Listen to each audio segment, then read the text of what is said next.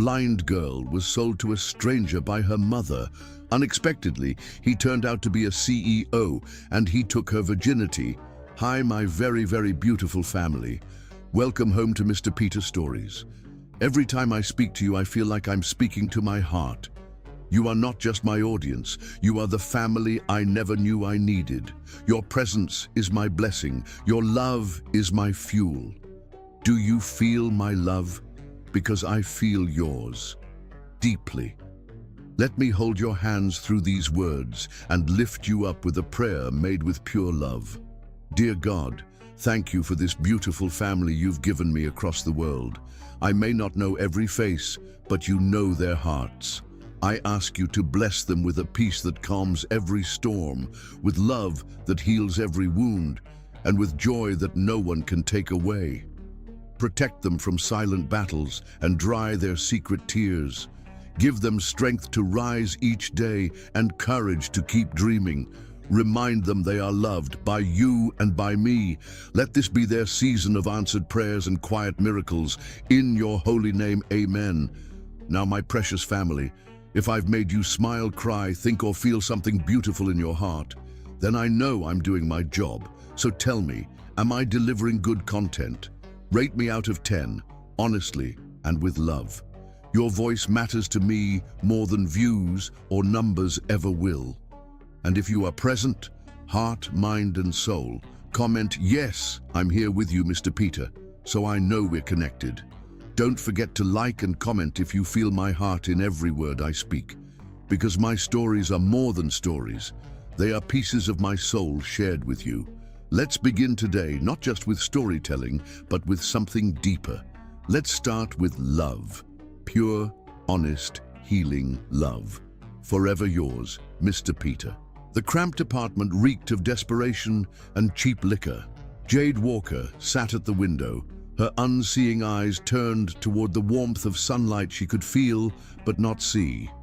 Her fingers traced the peeling paint on the windowsill, counting the chips and cracks, a habit she'd developed in the 11 years since losing her sight. The sounds of the struggling neighborhood filtered through the thin glass. Children shouting, music blaring from passing cars, the constant hum of a city that never quite embraced those who lived in this forgotten corner. At 23, Jade had learned to navigate both her blindness and her mother's unpredictable moods with the same careful precision. Her long, elegant fingers, a pianist's fingers, her grandmother used to say, moved with practiced ease as she braided her dark hair, feeling each strand twist into place. Despite the poverty that had defined her existence, there was an undeniable grace to Jade. Her velvet brown skin glowed even in the dim light of their apartment, and when she moved, it was with a dancer's elegance, memorizing spaces until she could flow through them unhindered. Jade? Her mother's voice carried from the kitchen, the slight slur telling Jade exactly what kind of day it was going to be. Come in here, baby. We need to talk. Teresa Walker had once been beautiful, sharing the same high cheekbones and full lips as her daughter. But years of hard living had carved lines into her face that even Jade could feel when she touched her mother's cheeks. There had been a time when Teresa would sing Jade to sleep, her voice rich and warm. Now her voice mostly carried the rasp of too many cigarettes and too many broken promises. Jade made her way to the kitchen, one hand lightly trailing along the wall. "What is it, Mama?" she asked, already sensing the familiar tension in the air. "Sit down, baby." Teresa's chair scraped against the linoleum floor. "I've got some good news. We're going to be okay." Jade lowered herself into the chair opposite her mother, her hands finding and folding atop the sticky table surface. "What do you mean? Those men, the ones I owe money to, they won't be bothering us anymore." Teresa's words rushed out, too bright, too cheerful. "I found a way to pay them back. All of it, baby girl. We're free." A cold weight settled in Jade's stomach. Her mother had been gambling again, trying to win enough to cover her debts to people who didn't take kindly to being owed. The threats had become more frequent, more violent, Just last week, Jade had heard the muffled sounds of her mother begging through the thin apartment walls, promising payment soon. "How?" Jade asked, her voice barely above a whisper. "How did you get that kind of money, Mama?" Teresa's fingers drummed nervously on the table. "You remember me telling you about that businessman, the one who heard you singing at the community center last month?" Jade nodded slowly. She remembered her mother's excitement afterward, talking about a man in an expensive suit who'd asked questions about her daughter. "Well, he contacted me again." Teresa's voice took on a desperate edge. "He has this big house outside the city. He needs companionship, and he was very taken with you, baby. Very impressed." The cold in Jade's stomach spread to her chest, making it hard to breathe. "What are you saying, Mama? He's going to take care of you, baby girl. Give you everything I never could." Teresa reached across the table, grasping Jade's hands tightly. "Nice clothes, good food, a real roof over your head that doesn't leak when it rains. And in return..." Her voice trailed off. "In return, what?" Jade pulled her hands away, her heart hammering against her ribs. "What did you do? I didn't have a choice." Teresa's voice cracked. "They were going to hurt us, Jade. They said they'd take it out on you if I didn't pay. This man, Roman, he's rich, educated. He promised you'd have your own rooms, everything you need." The truth crashed down on Jade like a physical blow. "You sold me," she whispered, the words burning her throat. "You sold your own daughter. I protected you." Teresa's chair scraped back. "You think I wanted this? You think I had any other option? Those men would have done worse, baby. Much worse." Jade stood, her legs trembling beneath her. "When?" The single word was all she could manage. "He's coming tonight." Teresa's voice had gone small. "Pack your things, just the essentials. He said he'd provide everything else." Jade felt her way back to her room, closing the door with careful control when all she wanted was to slam it, to scream, to break everything her hands could find. Instead, she sank onto her bed, fingers clutching the worn quilt her grandmother had made, the grandmother who would have never allowed this to happen. The hours passed in a fog of disbelief. Jade packed mechanically, filling a small bag with the few treasures that defined her life: her grandmother's brooch, a worn paperback of poetry in Braille, the small music box that still played despite its broken hinge. Her fingers lingered on each item, memorizing them anew, as if touching them now might anchor her in a world suddenly spinning out of control. When the knock came at the door, Jade was sitting on the edge of her bed, her bag packed, her face a careful mask of composure. She heard her mother's nervous chatter, followed by a man's voice, deep, smooth, with the confidence of someone who had never worried about making rent or choosing between electricity and food. "Ms. Walker," the voice said, and Jade felt something unexpected stir within her at its rich timbre.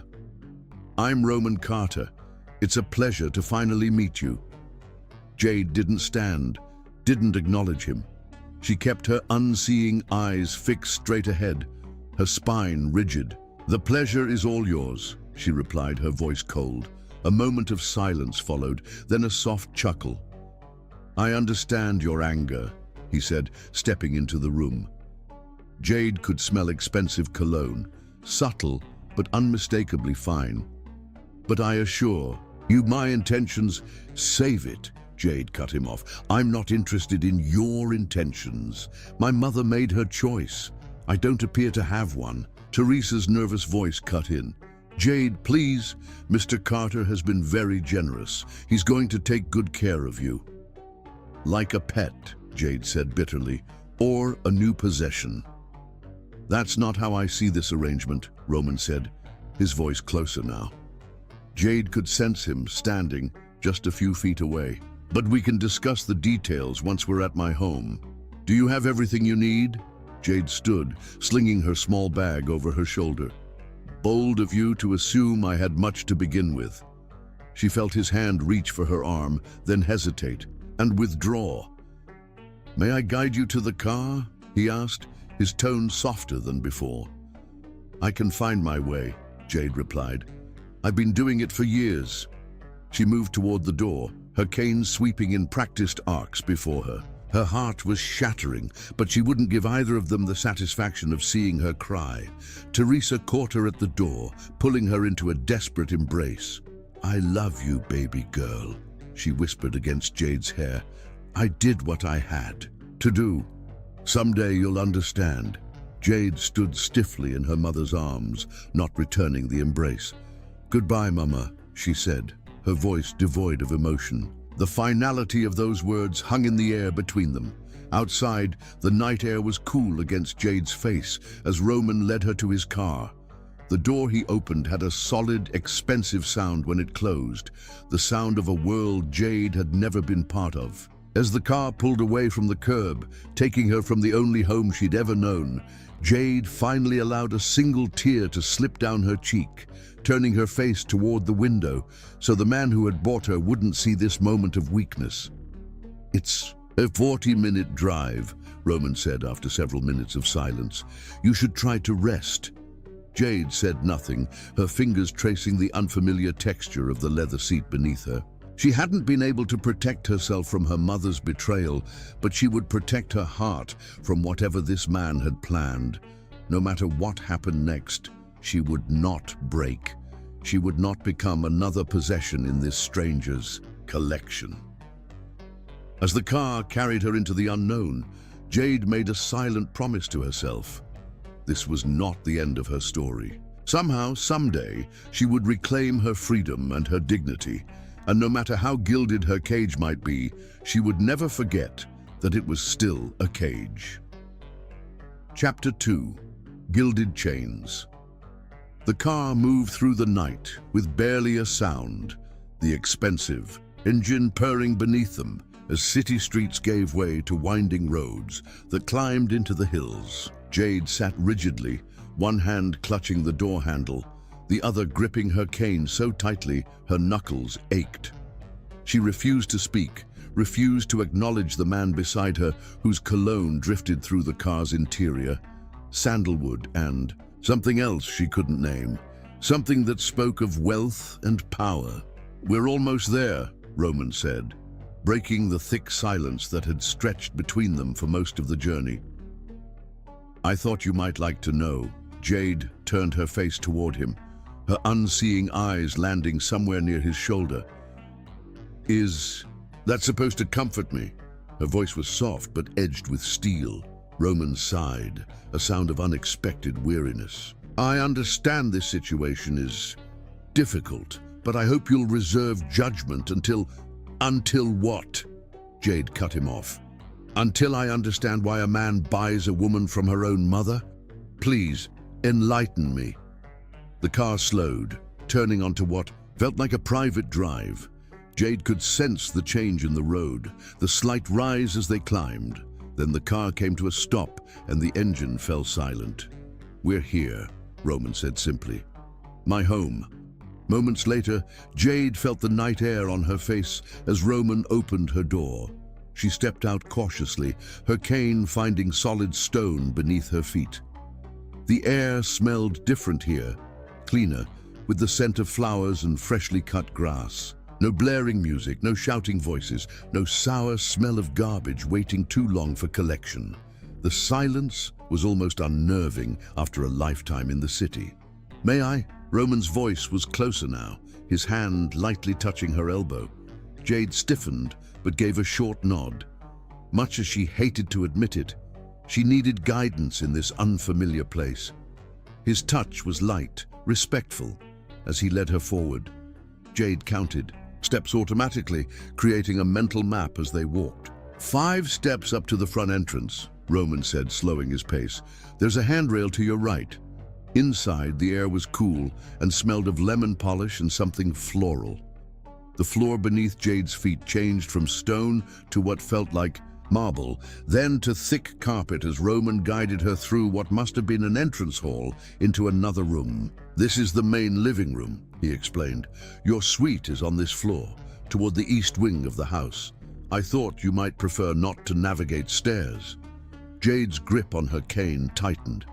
"How considerate of you to think of my comfort. While purchasing me," Roman's intake of breath was sharp. "I didn't purchase you, Ms. Walker." "Really?" Jade's laugh was bitter. "My mother's debts are cleared, and suddenly I'm here. What would you call it?" "A complicated situation." Roman released her elbow. "One that I'd like to explain, if you'd listen." Jade crossed her arms over her chest. "I'm not going anywhere, am I? Speak." She heard him move, fabric shifting against furniture as he sat down. "Please, sit," he offered. When Jade remained standing, he sighed again. "As you wish. The truth is, your mother approached me after I heard you sing at that community center event. She noticed my interest in your talent and saw an opportunity to sell her daughter," Jade finished flatly. "To escape the men who were threatening both of you," Roman corrected. "She came to my office the next day asking for money. When I refused, she became desperate. She told me about the loan sharks, about the threats they'd made, not just against her, but against you specifically." Jade's composure faltered slightly. She hadn't known the threats had targeted her directly. "I still refused," Roman continued. "I don't make a habit of paying off strangers' gambling debts." But then 2 weeks later, she called my office in hysterics. Said these men had given her a deadline, had threatened to take it out on her pretty blind daughter if she didn't pay. His voice hardened. "That's when I made the arrangement." "What arrangement exactly?" Jade asked, her voice quieter now. "That I would clear her debts. In exchange, you would come live here, where you'd be safe from these men. They're not the type to simply go away once paid. They know where you live. They know your routines." A chill ran through Jade as the implications of his words sank in. Still, the situation remained the same. She had been traded like property, regardless of the justification. "And what do you expect from me in return for this protection?" she asked, forcing the words past the tightness in her throat. Roman stood, his movement making the floorboards creak slightly. "Nothing you're unwilling to give," he said, his voice suddenly closer. "You'll have your own suite of rooms, private bath, a small kitchen if you prefer to make your own meals rather than eat with me. Your door locks from the inside. You're not a prisoner here, Jade." The use of her first name shouldn't have affected her, but something in the way he said it, soft, respectful, sent an unexpected shiver down her spine. "And if I wanted to leave," she challenged, "the city is 30 miles from here. There's no public transportation. I would drive you wherever you wanted to go, but I cannot in good conscience leave you vulnerable to the men your mother crossed." His voice had taken on a note of genuine concern that confused Jade even more. "I'm asking for 1 month. Stay here, where it's safe, until I can ensure those men understand that harming you would be unwise. And after a month? If you wish to leave, then I'll help you find a place of your own. Set you up with enough to start over." Jade's hand trembled slightly on her cane. It was more consideration than she'd expected, but still left her feeling powerless. "Why?" she asked finally. "Why go to all this trouble for a stranger?" There was a long pause, and when Roman spoke again, his voice held a quality she couldn't quite decipher. "I heard you sing one song, and I couldn't forget your voice. It reminded me of someone I lost, someone special." He cleared his throat. "And I despise men who prey on women. Your mother may have made poor choices, but you shouldn't pay for them." Jade didn't know how to respond to that. The ground beneath her feet felt less certain now, her righteous anger complicated by his unexpected explanation. Before she could reply, Roman spoke again. "You must be exhausted. Let me show you to your rooms." He led her through the house, describing the layout as they walked. "Kitchen to the left, dining room beyond that. Library to the right. All my books have audio versions as well if you enjoy reading. My office is down that hallway. Here we are. This is your suite. A door opened, and Roman guided Jade inside. The air changed, taking on a fresh, clean scent, with a hint of lavender. Bedroom straight ahead, bathroom to the right, sitting room to the left with a small kitchenette. Jade stepped forward cautiously, her cane sweeping the unfamiliar space. The floors were smooth hardwood with plush area rugs. Her hand touched a piece of furniture, a sofa covered in what felt like velvet. Everything in here has been arranged. For ease of navigation, Roman explained. No sharp corners on the furniture, nothing in the walking paths. The bathroom has safety rails installed. Jade ran her fingers along the sofa's back, speechless for a moment. He had prepared for her, arrival with far more consideration than she'd expected. It unnerved her. I've had some clothes brought in, Roman continued. They're in the closet in the bedroom. If they don't fit or aren't to your liking, we can get others. I brought my own clothes, Jade said, gesturing to her small bag. Of course. Those too. There was an awkward silence. Jade sensed him watching her, felt the weight of his gaze like a physical touch on her skin. I've kept you up too late, he said finally. You must be tired. There's food in the refrigerator if you're hungry. Breakfast is at 8, but you're welcome to eat in your rooms if you prefer. He moved toward the door, then paused. One more thing, there's a phone beside the bed. My number is programmed in. If you need anything, day or night, call. The door closed softly behind him, leaving Jade alone in her gilded cage. She stood motionless for several minutes, trying to process everything that had happened. Then, slowly, methodically, she began to explore her new surroundings, building a mental map of the space. The bedroom was larger than her entire apartment had been, with a bed so soft it felt like falling into a cloud. The bathroom gleamed with marble and chrome, the tub deep enough to soak in. In the closet, her fingers found silks and cashmeres and cotton so fine they felt like water running through her hands. Jade sank onto the edge of the bed, emotion finally overtaking her. Anger, fear, confusion, and beneath it all, a shameful flicker of relief. Relief to be away from the tension and uncertainty that had defined her life with her mother. Relief to be in a place where the roof didn't leak and the heat worked and there was food in the refrigerator. She hated herself for feeling it. Hated Roman for creating this impossible situation where she was simultaneously captive and more free than she'd been in years. Most of all, she hated that his voice, deep and resonant, had stirred something in her she couldn't name and didn't want to acknowledge. Jade curled up on the bed, still fully dressed, and let the tears come at last. She cried for the mother who had betrayed her, for the life she had lost, for the uncertainty of her future. She cried until exhaustion finally claimed her, pulling her down into dreamless sleep. In the morning, she would begin building her defenses, finding a way to survive this strange new reality without losing herself in the process. But for now, in the darkness that was her constant companion, Jade surrendered to the small mercy of unconsciousness, her tears drying on cheeks still flushed with the heat of her anger and confusion. Chapter 3. First Sparks. 3 days passed in a strange, suspended state. Jade spent most of her time in her suite, emerging only when she was certain Roman was away from the house. Mrs. Bennet, the housekeeper, a kind-voiced older woman with a slight Irish accent, had shown Jade around the main areas of the house, helping her build a mental map of her surroundings. With each passing day, Jade grew more confident navigating the space, counting steps between locations, memorizing the texture of different floors and carpets, learning the scents of each room. The library became her sanctuary.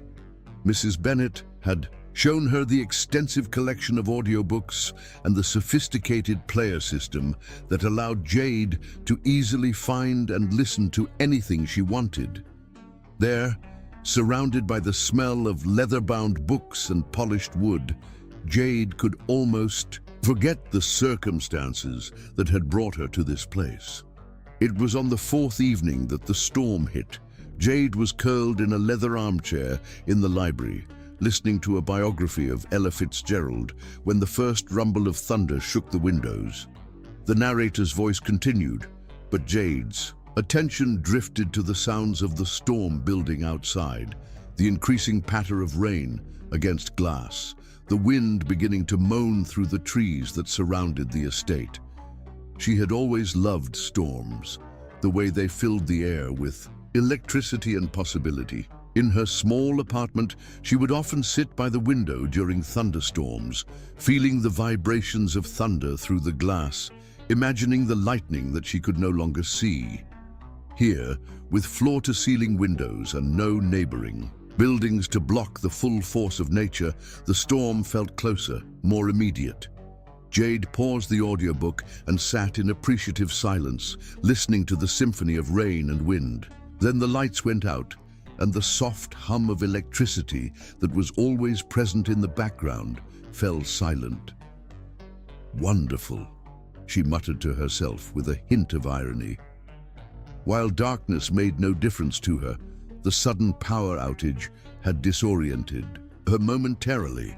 She rose from the chair, reaching for her cane that leaned against the side table. As she moved toward where she believed the door to be, Jade miscalculated. Her hip connected painfully with the corner of a bookshelf she hadn't properly mapped in her mind. She stumbled, thrown off balance, and her cane clattered to the floor, sliding away on the polished wood. For a moment she stood frozen, suddenly unsure of her surroundings.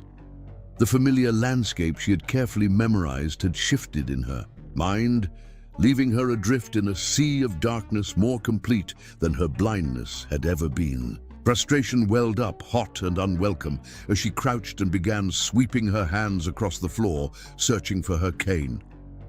"Jade?" Roman's voice came from the doorway, startling her. "Are you all right? The generator should kick in any minute." "I'm fine," she said automatically, still searching for her cane with growing frustration. "I just dropped my cane." She heard his footsteps approaching, then a soft "ah" as he presumably spotted it.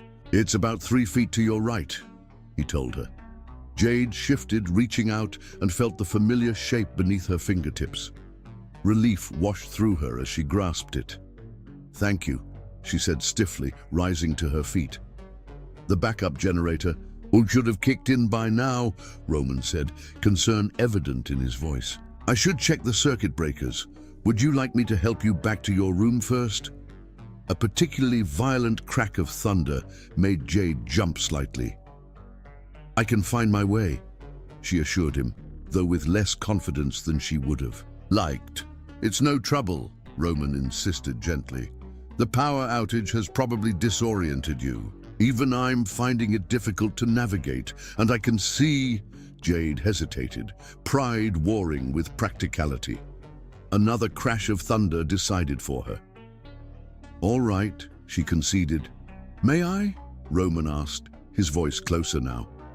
When Jade nodded, she felt his hand lightly touch the small of her back. Even through the fabric of her blouse, his touch sent an unexpected warmth spreading across her skin. She tensed, not from discomfort, but from the surprising intensity of her reaction. Roman guided her from the library into the hallway, his hand remaining a steady presence on her back.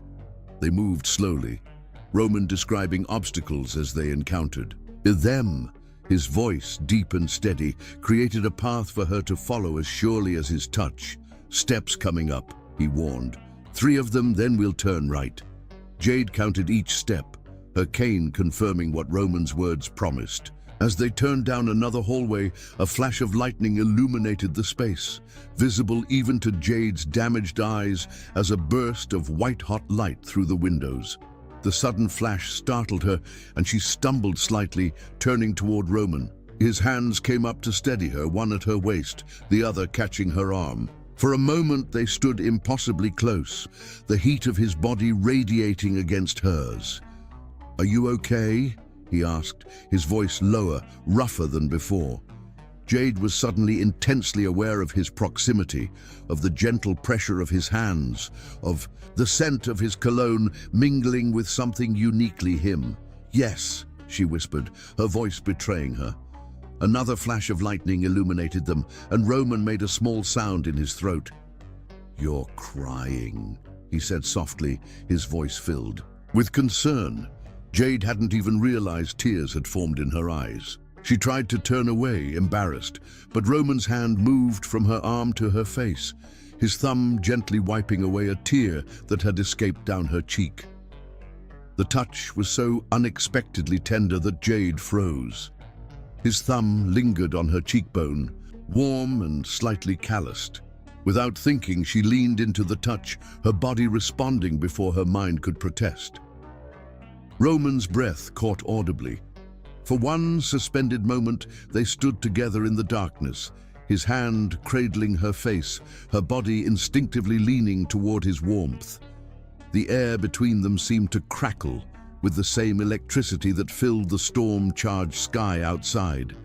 Then, the lights flickered on as the generator finally engaged, breaking the spell. Roman's hand fell away from her face, and Jade stepped back, her heart pounding in her chest. "We should—" Roman cleared his throat. "Your room is just down this hallway, the third door on the right." Jade nodded, not trusting herself to speak. They continued in silence, the moment that had passed between them hanging in the air like the lingering scent of lightning. At her door, Roman paused. "Will you be all right now?" he asked, his voice carefully neutral. "Yes," Jade managed, her composure returning. "Thank you for your assistance." "Jade," Roman said, as she turned to enter her room, "if you need anything, don't hesitate to call. The storm is supposed to get worse before it gets better." She nodded again, then slipped inside her room, closing the door firmly behind her. Leaning against it, Jade pressed her hands to her flushed cheeks, trying to calm her racing heart. What had just happened?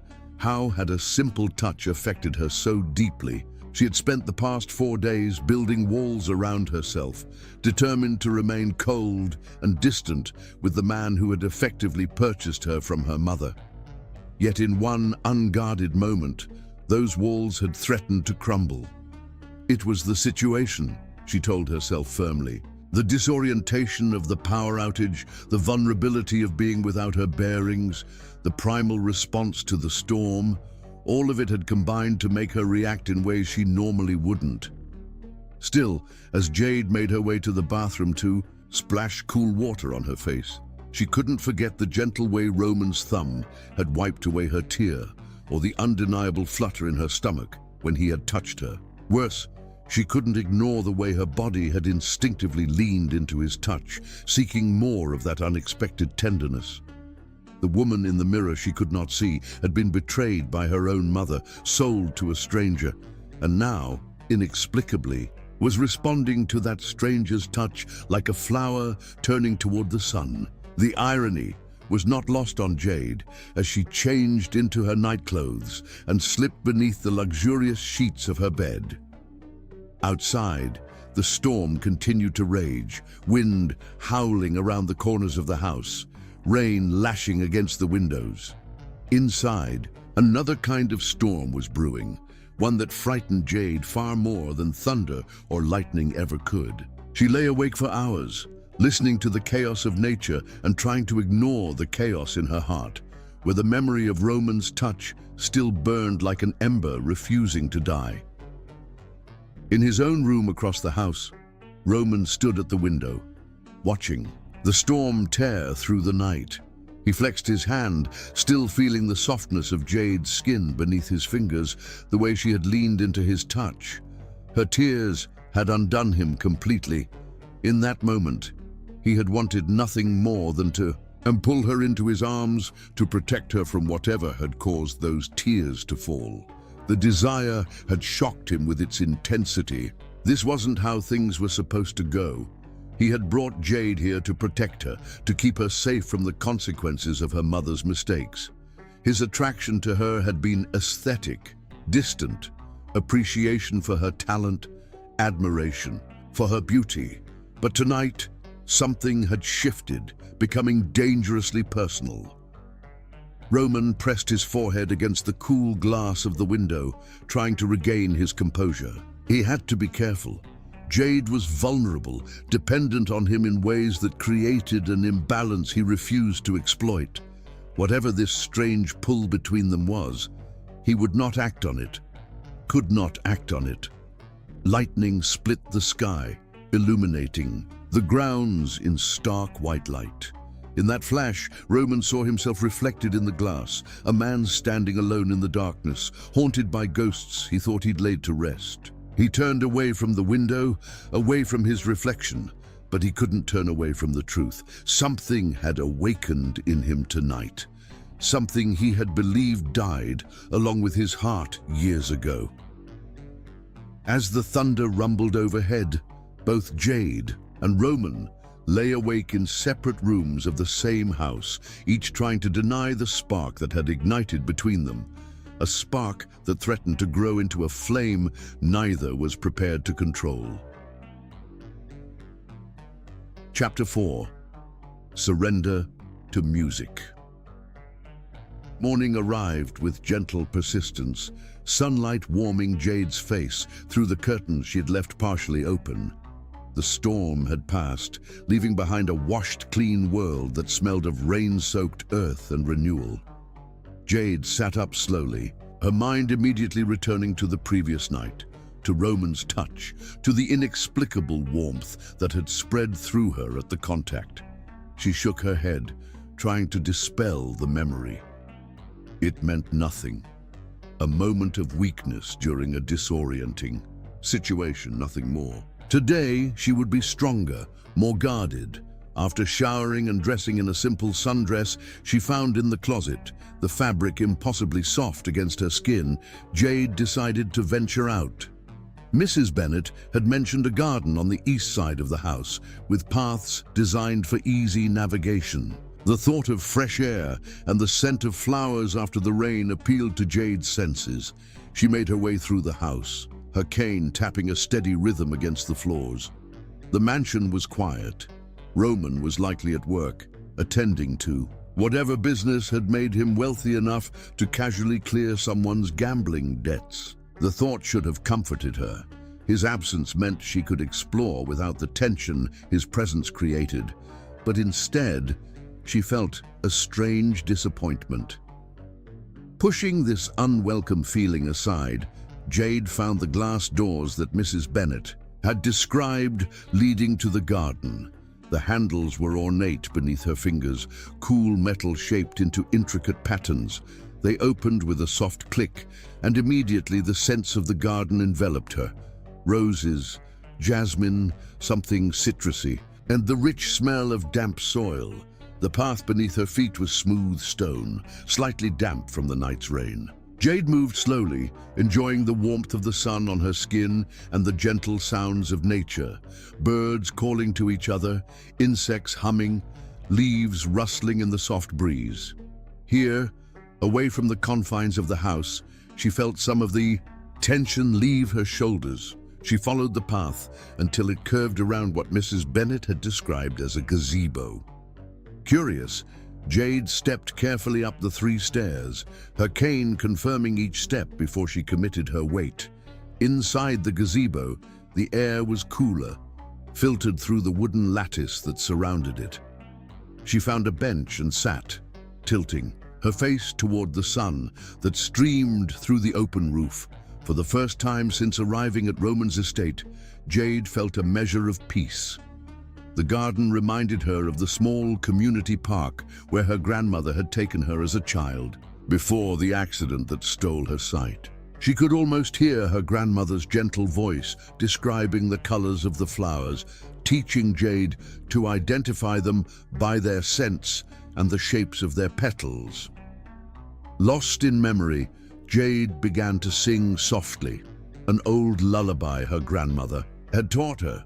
Her voice, rich and soulful, filled the small space of the gazebo before drifting out into the garden. Singing had always been Jade's refuge. her connection to a world that had become increasingly distant after losing her sight. When she sang, she felt whole again, unburdened by the darkness that surrounded her. The song spilled from her lips without conscious thought, rising and falling with the natural emotion that had made her stand out at the community center where Roman had first heard her. She sang of love and loss, of hope that persists even in darkness, her voice carrying feelings she rarely allowed herself to acknowledge. So absorbed was she in the music that Jade didn't hear the approaching footsteps. Until they were quite close. She stopped abruptly, her head turning toward the sound. "Please," Roman's voice was hushed, reverent. "Don't stop on my account." Heat rushed to Jade's cheeks. "I didn't realize anyone was listening," she said, embarrassed to have been caught in such a vulnerable moment. "I didn't mean to intrude," Roman replied, and Jade could hear him shift his weight on the gazebo steps. "I came home early and heard singing from the garden. I thought I was imagining things at first." Jade's fingers twisted in her lap. "I thought you'd be at work all day." "I had planned to be, but I found myself distracted." There was a pause, pregnant with unspoken thoughts. "Your voice is extraordinary, Jade, even more beautiful than I remembered." The compliment sent warmth spreading through her chest. "Thank you," she murmured, unsure how else to respond. "May I join you?" Roman asked, still standing at the edge of the gazebo. Jade hesitated, then nodded, moving slightly to make more room on the bench. She heard the wooden boards creak as Roman stepped into the gazebo and sat beside her, leaving a respectful distance between them. "That song," he said after a moment. "It's not one I've heard before. My grandmother taught it to me. She came from Louisiana. It's an old Creole lullaby. It's beautiful." Roman's voice had taken on a quality Jade hadn't heard before, something soft and almost wistful. "You have a gift." Jade shrugged, uncomfortable with the praise. "I used to dream of being a singer. Before," she gestured vaguely toward her eyes. "Your blindness doesn't change your talent," Roman said firmly. "If anything, I think it may enhance it. You feel music in a way many sighted people never learn to do." The observation surprised her. Most people either pitied her blindness or awkwardly pretended it didn't exist. Roman's matter-of-fact acknowledgement, coupled with his insight, caught her off guard. "Do you play any instruments?" she asked, changing the subject. "Piano," Roman answered, "though not nearly as well as I'd like. It was my mother's passion and she insisted I learn. After she died, playing became my way of keeping her memory alive." The casual mention of personal loss created a sudden intimacy between them. This was the first truly personal thing Roman had shared, and Jade found herself wanting to know more. "When did she die?" she asked softly. "When I was 14. Cancer." His voice remained steady, but Jade sensed the old pain beneath the words. "My father threw himself into his work afterward. The piano became my companion during some lonely years." "I'm sorry," Jade said, meaning it. Despite everything, she couldn't help but respond to the quiet grief in his voice. "It was a long time ago." Roman shifted on the bench. "Would you like to hear me play sometime? There's a grand piano in the music room that rarely gets the attention. It deserves..." The invitation seemed innocent enough, yet Jade felt her pulse quicken at the thought of sharing music with him. It felt dangerously intimate, yet the prospect excited her in a way she didn't want to examine too closely. "I'd like that," she heard herself say. They sat in surprisingly comfortable silence for several minutes, the sun warming them as birds called to each other in the garden beyond. Jade became acutely aware of Roman's presence beside her, the subtle scent of his cologne, the sound of his breathing, the slight shift of the bench when he moved. "Would you show me now?" she asked suddenly, surprising herself with her boldness. "Now?" Roman sounded equally surprised. "Unless you have work to return to," Jade added, suddenly uncertain. "No, Roman cleared his throat. "I'd be honored. But I should warn you, I'm out of practice." They rose together, and without thinking, Jade reached out, her hand finding Roman's arm. The contact sent that now familiar heat through her fingertips, but she didn't pull away. It was practical to allow him to guide her back to the house, she told herself, ignoring the way her heart beat a little faster at the solid feel of his muscle beneath her touch. Roman led her through the garden and back into the house, describing their path as they walked. His voice created a map she could follow, his words painting pictures her eyes could no longer see. They passed through corridors Jade hadn't explored yet, until the sound of their footsteps changed, echoing slightly, in what must have been a larger space. "The music room," Roman announced, guiding her forward. "The piano is straight ahead. French doors to the right lead to a terrace. Floor-to-ceiling bookshelves on the left wall hold sheet music and vinyl records." Jade's cane touched something. Solid, the piano, she realized. She ran her hand along its smooth, polished surface, following the curve until she found the keyboard cover. With reverent fingers, she lifted it, revealing the keys beneath. She pressed one gently, the clear note hanging in the air between them. "It's perfectly tuned," she observed, impressed. "I have it maintained regularly, even though I rarely play anymore." Roman moved closer, and Jade felt the slight stirring of air as he sat on the bench. "May I?" She stepped back, giving him space. The bench creaked slightly as he settled himself, and then his fingers touched the keys. The first few notes were hesitant, almost shy, but quickly gained confidence as Roman surrendered to the music. The piece was something classical that Jade recognized but couldn't name, melancholy and beautiful, filled with longing. Jade closed her eyes, though it made no difference to her vision. The music washed over her, through her, each note resonating. In her chest, Roman played with surprising passion, his technical imperfections overwhelmed by the emotion he poured into the piece. Jade found herself swaying slightly, drawn into the story the music told, one of loss and remembrance, of beauty touched by sadness. When the final notes faded, the silence that followed seemed sacred. Jade realized she had moved closer to the piano during the performance, drawn by the music like a moth to flame. "That was beautiful," she whispered, afraid to break the spell the music had cast. "Chopin," Roman said, his voice equally soft. "My mother's favorite." Impulsively, Jade stepped forward, her hand finding the piano again. "May I sit with you?" She heard Roman's sharp intake of breath, felt the tension that suddenly filled the air between them. For a moment, she thought he might refuse, but then he moved over on the bench, making space for her. Jade sat carefully, acutely aware of how close they were now, their shoulders almost touching. The warmth of his body radiated against her side, and she caught that now familiar scent that was uniquely his. "Will you play something else?" she asked, her voice barely above a whisper. Roman's hands returned to the keys, and this time he played. Something lighter, more hopeful. Without thinking, Jade began to hum along, finding the melody and following it. Roman faltered for a moment, then adjusted, his playing becoming an accompaniment to her voice.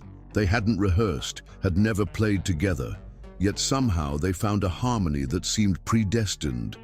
When Jade began to sing words, making them up as she went, letting the music guide her, Roman followed, adjusting the rhythm and dynamics to complement her vocals. It was magic. There was no other word for it. The music flowed between them, around them, through them, creating a connection that transcended their complicated circumstances. In this moment, they weren't captor and captive, benefactor and charge. They were simply two souls speaking the universal language of music. When the improvised song came to its natural conclusion, they sat in silence, both slightly breathless from the unexpected intimacy of what they had just shared.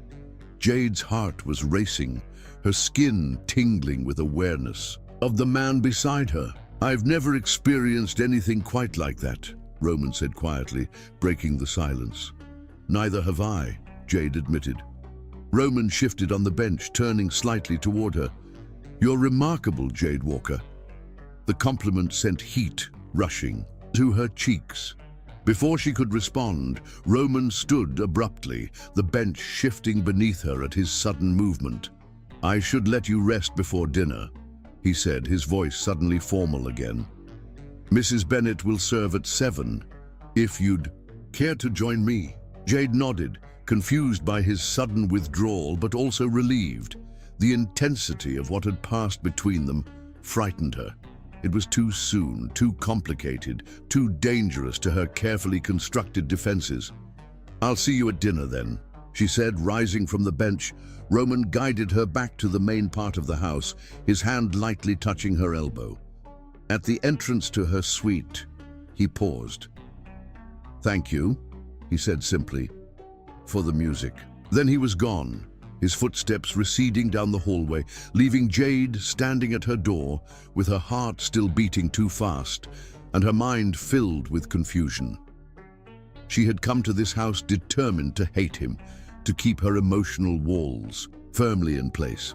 Yet in the span of a single day, those walls had begun to crumble, all because of a shared song and the inexplicable connection it had created.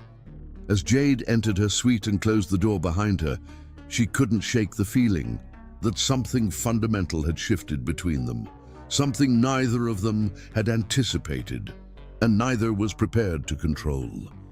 Chapter 5. Night of Confessions. Dinner had been a strangely intimate affair. Mrs. Bennet had prepared a meal that delighted Jade's senses. Herb-roasted chicken with flavors so complex they seemed to dance. On her tongue, vegetables still crisp and fresh, warm bread that released clouds of fragrant steam when broken. Roman had described each dish as it was served, his voice creating images that compensated for what her eyes could not see. Their conversation had flowed more easily than Jade would have thought possible a week ago.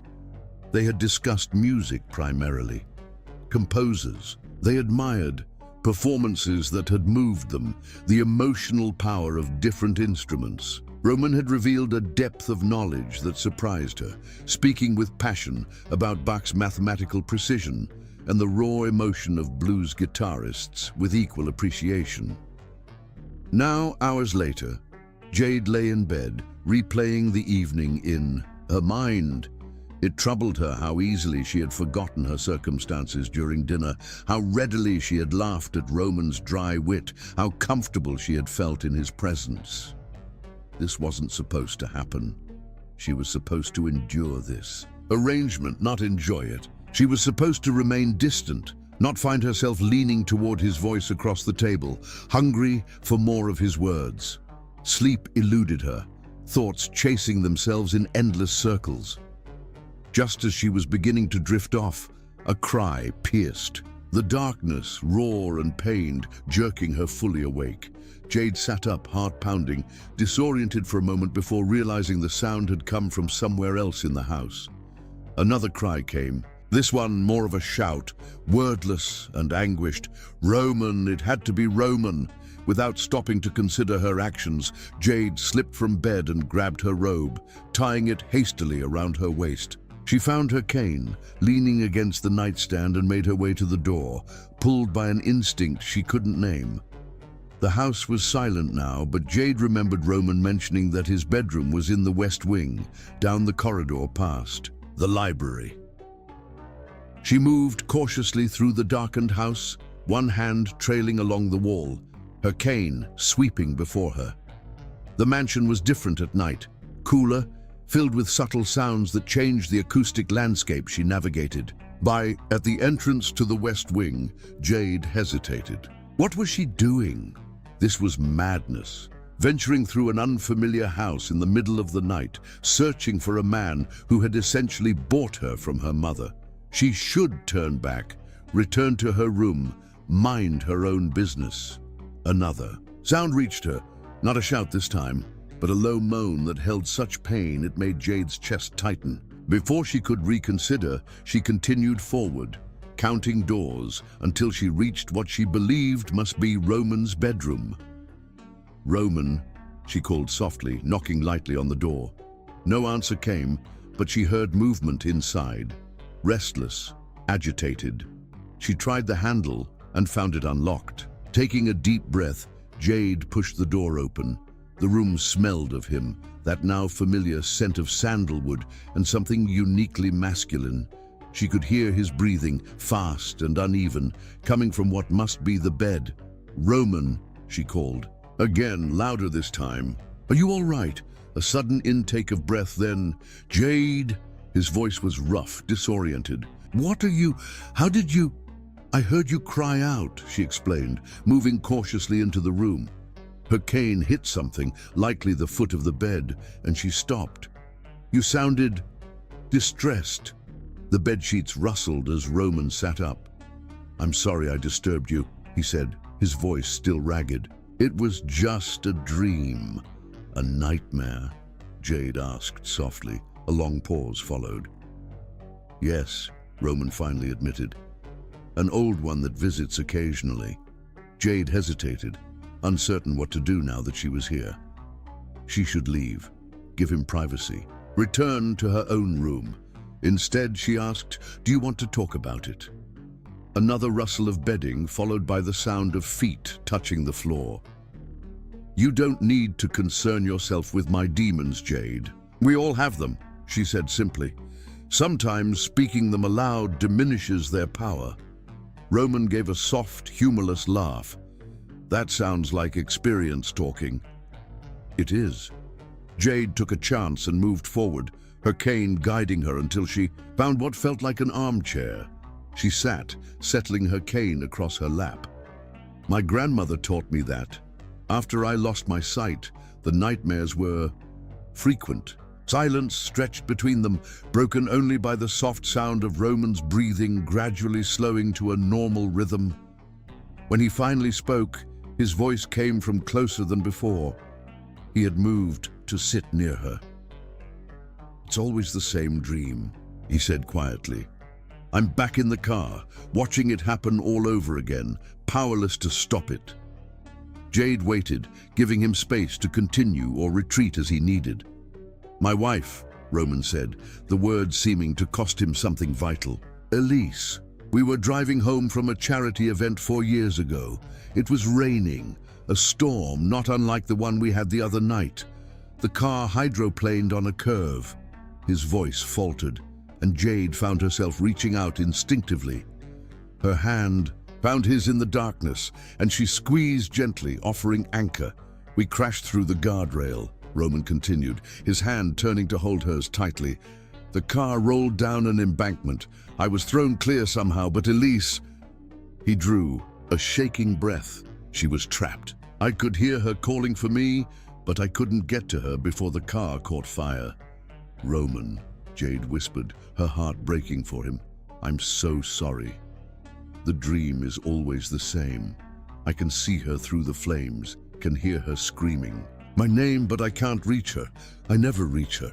His grip on her hand had become almost painful, but Jade didn't pull away. This pain was nothing compared to what he had endured, what he still endured every time the nightmare returned. "It wasn't your fault," she said softly. "That's what everyone said at the funeral. That's what my therapist repeated for months afterward." Roman's voice had taken on a bitter edge, but they weren't there. They didn't see the way she looked at me through that window, didn't hear her voice when she realized I couldn't save her. Jade felt tears forming in her eyes, moved beyond words by the raw grief in his voice. Without thinking, she rose from the chair and followed his voice, her free hand finding his shoulder. She sat beside him on what she now realized was the edge of his bed. "I understand guilt," she said quietly. "After I lost my sight, I blamed myself for years. If I had been more careful, if I had listened to my mother's warnings about playing near the construction site, I tortured myself with what-ifs until my grandmother made me understand that blaming myself wouldn't restore my sight. It would only steal whatever joy I might still find in life." Roman's shoulder tensed beneath her hand. Joy hasn't been a priority since Elise died. That doesn't mean you don't deserve it, Jade replied, her voice gentle but firm. Elise wouldn't want you to live haunted by her memory. You didn't know her. No, Jade acknowledged, but I know enough about love to understand that those who truly love us want our happiness above all else. Roman's hand tightened around hers again, but the quality of the pressure had changed. Less desperate now, more like someone holding onto a lifeline they hadn't realized they needed. After Elise died, I threw myself into work, he said after a long moment. Built my company into something much larger, more successful. But the bigger it grew, the emptier I felt. The house became just a place to sleep between meetings, until he stopped abruptly, and Jade felt him turn toward her. Their faces were close now, close enough that she could feel his breath against her cheek when he spoke again. Until I heard you sing, he finished softly.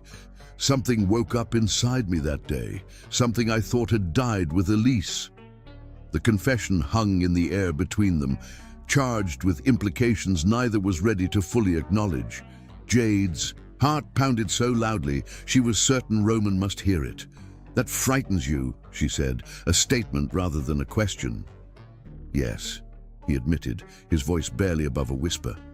Almost as much as it frightens you. Jade couldn't deny it. The attraction between them, for that's what it was, impossible and inconvenient as it might be, terrified her. Not just because of their circumstances, but because of what it demanded. Vulnerability, trust, the risk of further heartbreak. We hardly know each other, she whispered, even as her body seemed to sway toward his of its own accord. I know, Roman agreed, his voice rough with emotion. And yet I feel like I've been waiting to hear your voice my entire life. His hand released hers, only to reach up and gently touch her face. Jade froze as his fingers traced the curve of her cheek with exquisite tenderness, then moved to brush a strand of hair behind her ear. Her skin tingled wherever he touched, sending ripples of warmth through her entire body. I should go, she said, the words barely audible.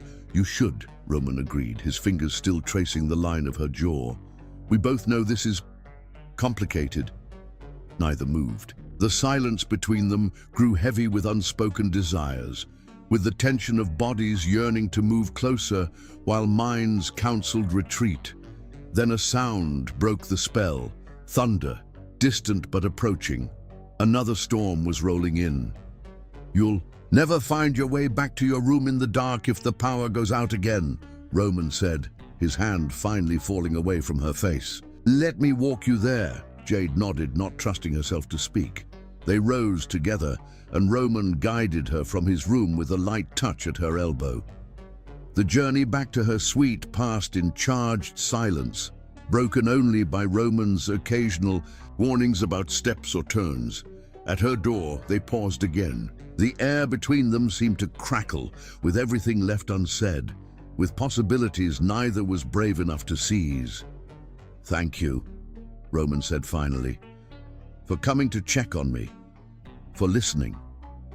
Thank you for trusting me with your story, Jade replied softly.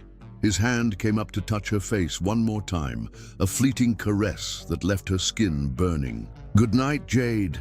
Good night, Roman. She slipped into her room, closing the door behind her, then leaned against it, her heart still racing. Outside, the storm drew closer, thunder rumbling like a physical manifestation of the tumult in her chest. What was happening to her? How had this man, this stranger who had bought her freedom from her mother's debts, come to affect her so deeply in such a short time? Jade made her way back to bed, but sleep remained elusive. Her mind kept returning to the painful vulnerability in Roman's voice as he spoke of his wife, to the gentle touch of his fingers on her face, to the heat that had built between them as they sat together in the darkness of his bedroom. This wasn't supposed to happen. She had come to his house determined to endure her captivity with cold dignity, to keep her heart locked safely away until the month was over and she could reclaim her freedom. Instead, with each passing day, with each new revelation, the lines between captor and captive, benefactor and charge, were blurring into something she couldn't define and didn't dare name. As the storm broke overhead, rain lashing against her windows, Jade finally surrendered to exhaustion. Her last conscious thought was of Roman's face, illuminated by lightning during that first storm, the unexpected softness in his eyes as he had wiped away her tears, and the dangerous hope that had taken root in her heart despite all her efforts to prevent it. Chapter 6. Consuming Flames. Morning arrived with golden light streaming through Jade's windows, but she had been awake for hours, her mind replaying every moment of the previous night. Roman's confession about his wife's death had shifted something fundamental between them. What had begun as an arrangement born of desperation had become something far more complex, a connection neither had anticipated nor sought. When she made her way to the dining room, guided by the now familiar scents of coffee and freshly baked bread, Jade sensed immediately that Roman wasn't there. Mrs. Bennet informed her he had an early meeting in the city, but would return that afternoon. Alone, with her thoughts, Jade spent the morning in the garden, then retreated to the library when the sun grew too warm. Time stretched endlessly without Roman's presence. By late afternoon, restlessness drove her to the music room. The piano stood silent, waiting, like a promise unfulfilled. Lost in thought, she didn't hear the approaching footsteps until they were just outside the door. Roman's scent reached her a moment before he spoke. "I hoped I might find you here." Jade's heart leapt at the sound of his voice. "You were gone early."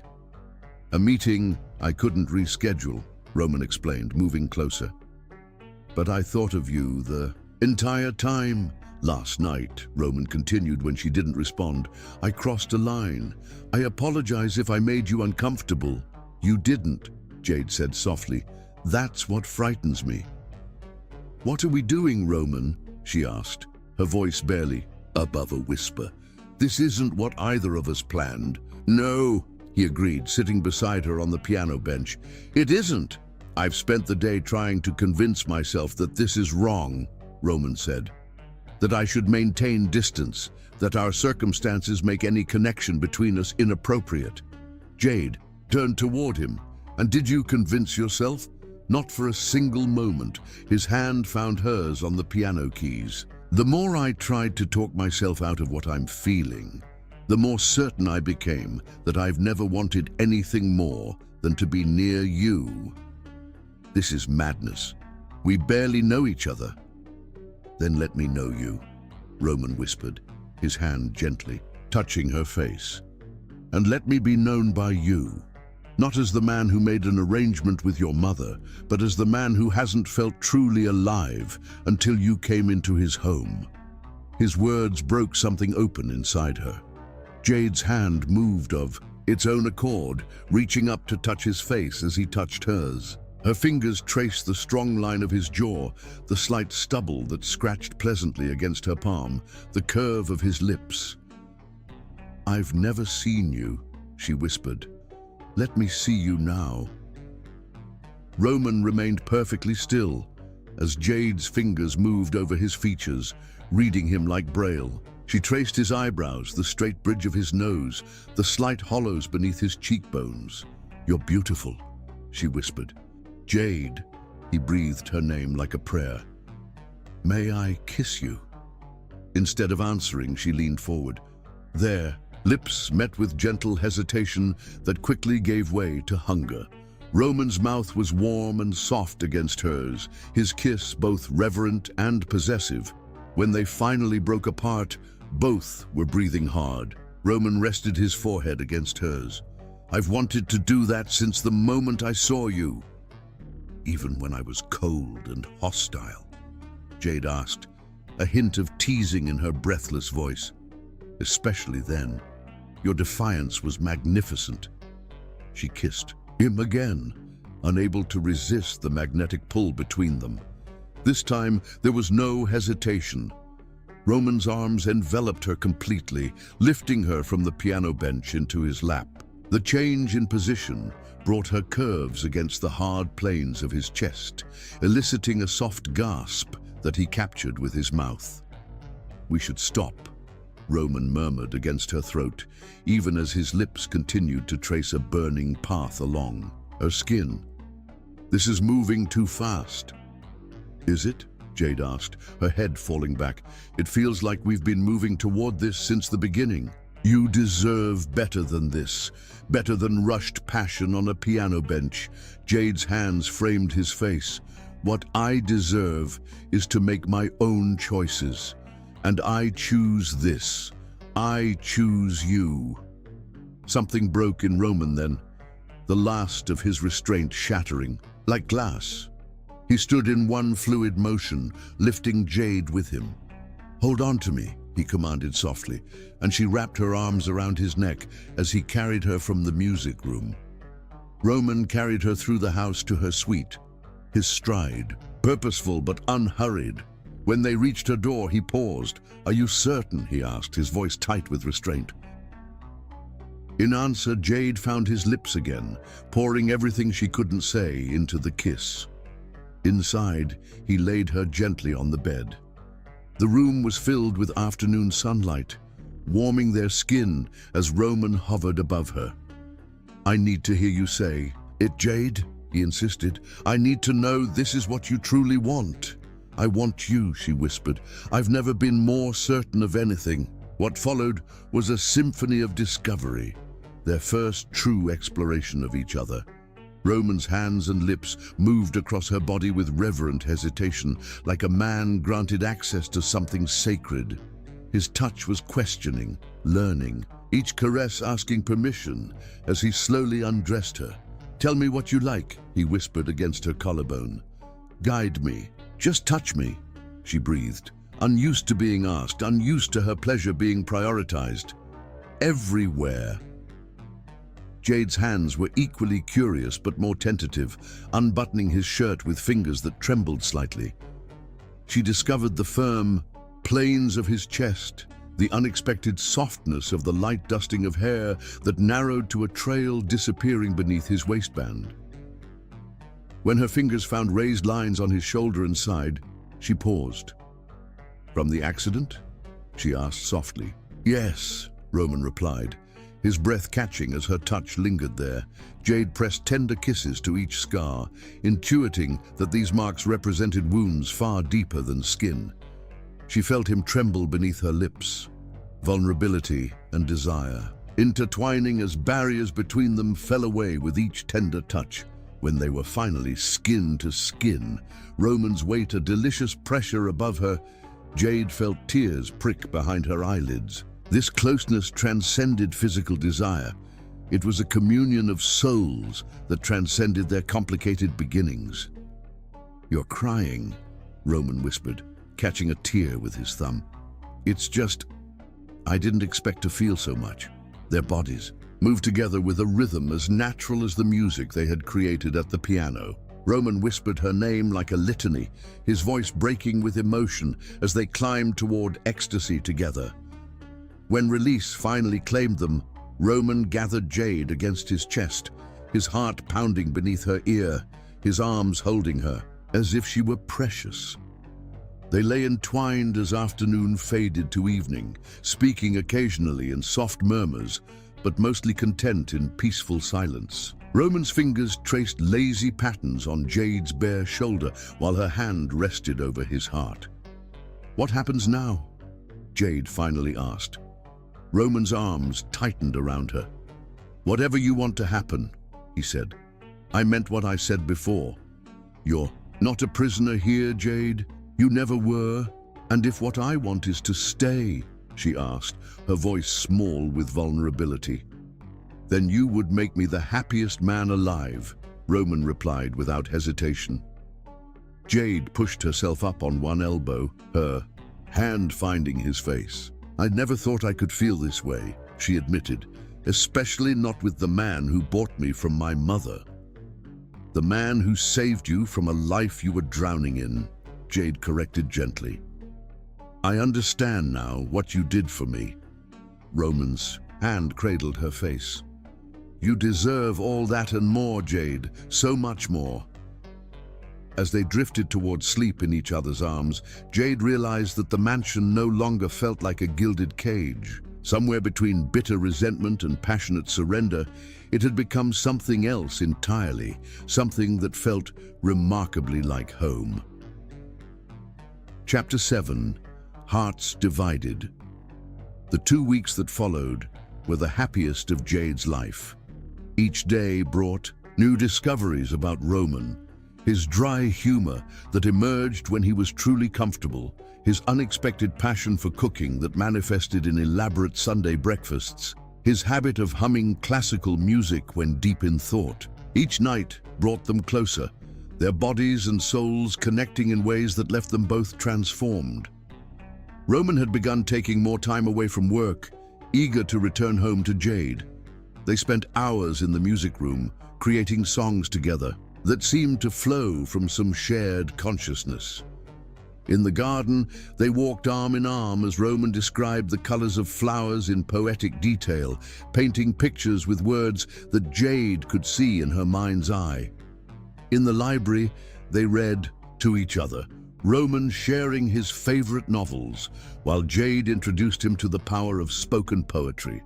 Their physical relationship deepened with each passing day. Roman worshipped Jade's body with reverent dedication, memorizing every curve, every spot that made her gasp or sigh. Jade explored him with equal devotion, her sensitive fingers mapping the landscape of his body until she knew him better than she had ever known anyone. You've awakened something in me I thought died with Elise, Roman confessed one night as they lay tangled in the sheets of what had become their shared bed. I never thought I could feel this way again. Never thought. I deserved to. Jade had silenced him with a kiss, then shown him with her body just how deserving of love and pleasure he was. Later, as Roman slept beside her, she had marveled at the strange twist of fate that had brought them together. Her mother's desperate bargain had led to a connection so profound it seemed destined. Now, preparing for a charity gala, Roman was hosting at the mansion. Jade couldn't quite believe how much her life had changed in just 3 weeks. Mrs. Bennet had helped her choose a dress, midnight blue silk that flowed like water over her curves. Roman had described it as breathtaking when she'd modeled it for him, his voice rough with emotion and desire. You'll be the most beautiful woman there, he had promised, pressing a kiss to her bare shoulder. I'll be the envy of every man. In attendance. Jade had laughed, both flattered and nervous. This would be her first public appearance as Roman's. What exactly? They hadn't put a label on what they had become to each other, but there was no denying the depth of their connection. As the hour of the gala approached, Jade sat at her vanity, applying the finishing touches to her makeup with practiced precision, honed over years of compensating for her blindness. Her fingers traced her face, checking for any smudges or imperfections. Satisfied, she rose and felt for the delicate silver necklace Roman had given her that morning, a teardrop pendant that nestled in the hollow of her throat. It's perfect, he had said as he fastened it around her neck. Beautiful but strong, just like you. A knock at the door pulled Jade from her memories. Come in, she called, expecting Mrs. Bennet. You take my breath away, Roman's voice came, instead filled with undisguised admiration. His footsteps approached, and then his hands were on her waist, turning her gently toward him. I'm going to have a hard time concentrating on our guests tonight, Jade smiled, her hands coming up to rest on his chest, feeling the fine fabric of his tuxedo beneath her palms. You don't clean up so badly yourself, she teased, though in truth the crisp scent of his cologne and the solid warmth of him in formal wear made her heart race. Roman's lips found hers in a kiss that started gentle but quickly deepened with familiar hunger. Jade melted against him, her body responding instantly to his touch. With reluctance, Roman finally pulled away. If we continue this, "We'll miss our own party," he murmured against her hair. "And while I'd much rather spend the evening alone, with you, there are 200 guests about to arrive who might notice our absence." Jade laughed, adjusting his bow tie that she had inadvertently disturbed. "Responsibility calls, Mr. Carter." He caught her hand and pressed a kiss to her palm. "Mrs. Bennet will come for you when the guests have arrived. I need to greet them, but I want to make your entrance special." After Roman left, Jade paced her room, nervous energy making it impossible to sit still. This would be her first formal event since losing her sight. Her first time meeting Roman's friends and business associates. How would they see her? As Roman's blind charity case? As an object of pity or curiosity? The thoughts made her stomach twist with anxiety. When Mrs. Bennet finally came to escort her, Jade took a deep breath and followed the housekeeper through the house. The sounds of the gala reached her before they arrived. The murmur of conversation, the clink of glasses, the subtle background of string quartet music. "Mr. Carter is waiting at the bottom of the stairs," Mrs. Bennet said quietly as they approached the grand staircase that led down to the main hall. "There are 18 steps, with a handrail on your right." Jade nodded gratefully, her hand finding the polished wood of the banister. As she began her descent, the conversations below gradually quieted. She could feel eyes on her, but kept her focus on the rhythm of her steps, on maintaining the grace her grandmother had insisted upon even after blindness had taken her sight. The bottom of the stairs, Roman's hand caught hers, warm and reassuring. "You're magnificent," he whispered for her ears alone, then tucked her hand into the crook of his arm. What followed was a whirlwind of introductions and conversations. Roman stayed close, subtly guiding her through the crowd, quietly describing people or surroundings when needed. Many guests were genuinely warm, engaging Jade in conversation about music when Roman mentioned her talent. Others were politely distant, their discomfort with her blindness evident in their stiff responses and quick retreats. Through it all, Roman remained attentive and proud, his hand often finding the small of her back in a gesture that was both protective and possessive. Jade felt herself relaxing as the evening progressed, gaining confidence from his unwavering support. "Would you sing for us, Miss Walker?" asked an elderly man Roman had introduced as a longtime family friend. "Roman tells us you have the voice of an angel." Before Jade could respond, Roman intervened smoothly. "Another time, perhaps. Jade isn't prepared to perform tonight." The protectiveness in his tone warmed her heart. Later, as they stood near the refreshment table enjoying a moment of relative quiet, Jade leaned into Roman's side. "Thank you for that," she murmured, "for not putting me on display." His arm slipped around her waist, drawing her closer. "You're never a performance, Jade. Not to me." The moment of intimacy was interrupted by a woman's voice. Cool, cultured, with an edge that immediately set Jade on alert. "Roman, darling, how terribly rude of you not to greet me properly." The voice was cultured and melodic, with the practiced charm of old money and private schools. Jade felt Roman stiffen beside her, his arm tightening almost imperceptibly around her waist. "Olivia," he acknowledged, his voice carefully neutral. "I didn't realize you were on the guest list." "Your assistant was kind enough to add me when I called," the woman replied, with a subtle edge beneath her honeyed tone. "After all, we have such a long history together. Father still speaks so highly of you, despite, well, everything. I couldn't possibly miss your first public event in... How long has it been since Elise?" "Almost 4 years." Jade could sense the deliberate cruelty in how Olivia wielded Roman's late wife's name like a weapon. This wasn't just a jealous ex. This was someone who knew exactly how to inflict pain with surgical precision. The casual mention of his late wife struck Jade like a physical blow. The tension in Roman's body told her this Olivia knew exactly what she was doing.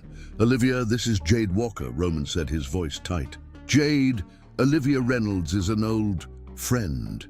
Friend? Olivia's laugh was musical but sharp-edged. Is that what we're calling it now?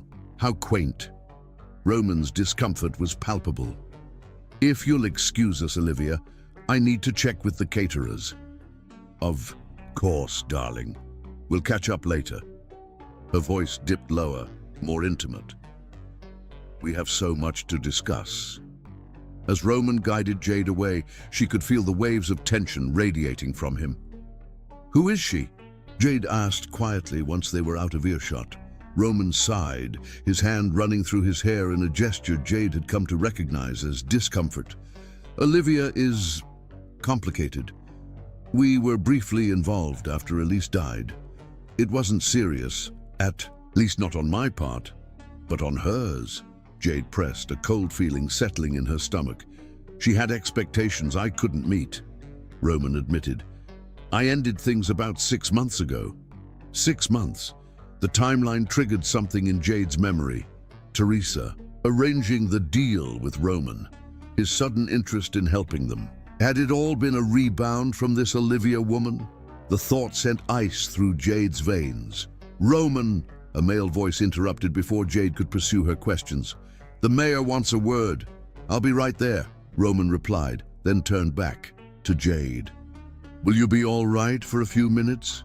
Jade nodded, forcing a smile she didn't feel. Go, I'll be fine. As Roman moved away, Jade found herself adrift in the crowd. She made her way carefully to what she hoped was a quiet corner, needing space to process this new information. Before she could gather her thoughts, the subtle scent of expensive perfume announced Olivia's presence. Alone at last, the woman said, her voice honey-sweet with underlying venom. I've been so looking forward to meeting Roman's latest project. Jade straightened her spine, refusing to be intimidated. I'm no one's project, Ms. Reynolds. Please call me Olivia, she insisted with false warmth. After all, we have so much in common. We've both shared Roman's bed, though I must say you moved in rather quickly. It took me months to get that far. The crude implication made Jade's cheeks burn. I think this conversation is over. Oh, but I've barely begun, Olivia continued, moving closer. Has he told you about our engagement? No? How strange. We were planning the wedding when he suddenly developed cold feet, just 6 months ago, actually. Jade felt as if the floor were tilting beneath her. You're lying. Am I? Olivia's voice dripped with false sympathy. Oh, darling, Roman has such a habit of rescuing broken things when he's feeling guilty. First me, after that disastrous business. Deal with my father. Now you, blind and poor and so very needy. He does love playing the hero. Each word struck Jade like a physical blow. You don't know anything about us. I know Roman, Olivia countered. I know how he operates. Find something damaged, fix it, then move on when it becomes too real. Ask yourself, did he pursue you right after meeting you? Did he offer solutions to all your problems? Make you feel special, cherished, like you're the only woman who truly understands him? The questions hit too close to home, echoing Jade's own insecurities. Had it all been some kind of savior complex on Roman's part? Was she just the latest in a pattern? He'll tire of you, Olivia continued, her voice almost pitying now. Once the novelty wears off, once you're no longer a distraction from his grief and guilt. I just thought you deserved to know what you're getting into. One woman to another. Before Jade could respond, Olivia's perfume receded, leaving her alone with thoughts that spiraled darkly. The gala continued around her, voices and music blurring into a cacophony that matched her internal turmoil. When Roman finally returned to her side, Jade flinched at his touch. What's wrong? He asked immediately, concern evident in his voice. Did something happen? Were you engaged to Olivia? Jade asked directly, her voice low but intense. Roman's sharp intake of breath was answer enough. Not officially, no.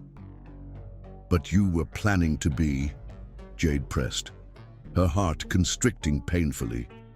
"It was a mistake," Roman admitted, his voice tight. "I was in a bad place after the anniversary of Elise's death. Olivia had been pursuing me for months. I convinced myself it was time to move on, that Elise would have wanted that. And now," Jade asked, her voice barely above a whisper, am I another mistake, another attempt to move on?" "Jade, no."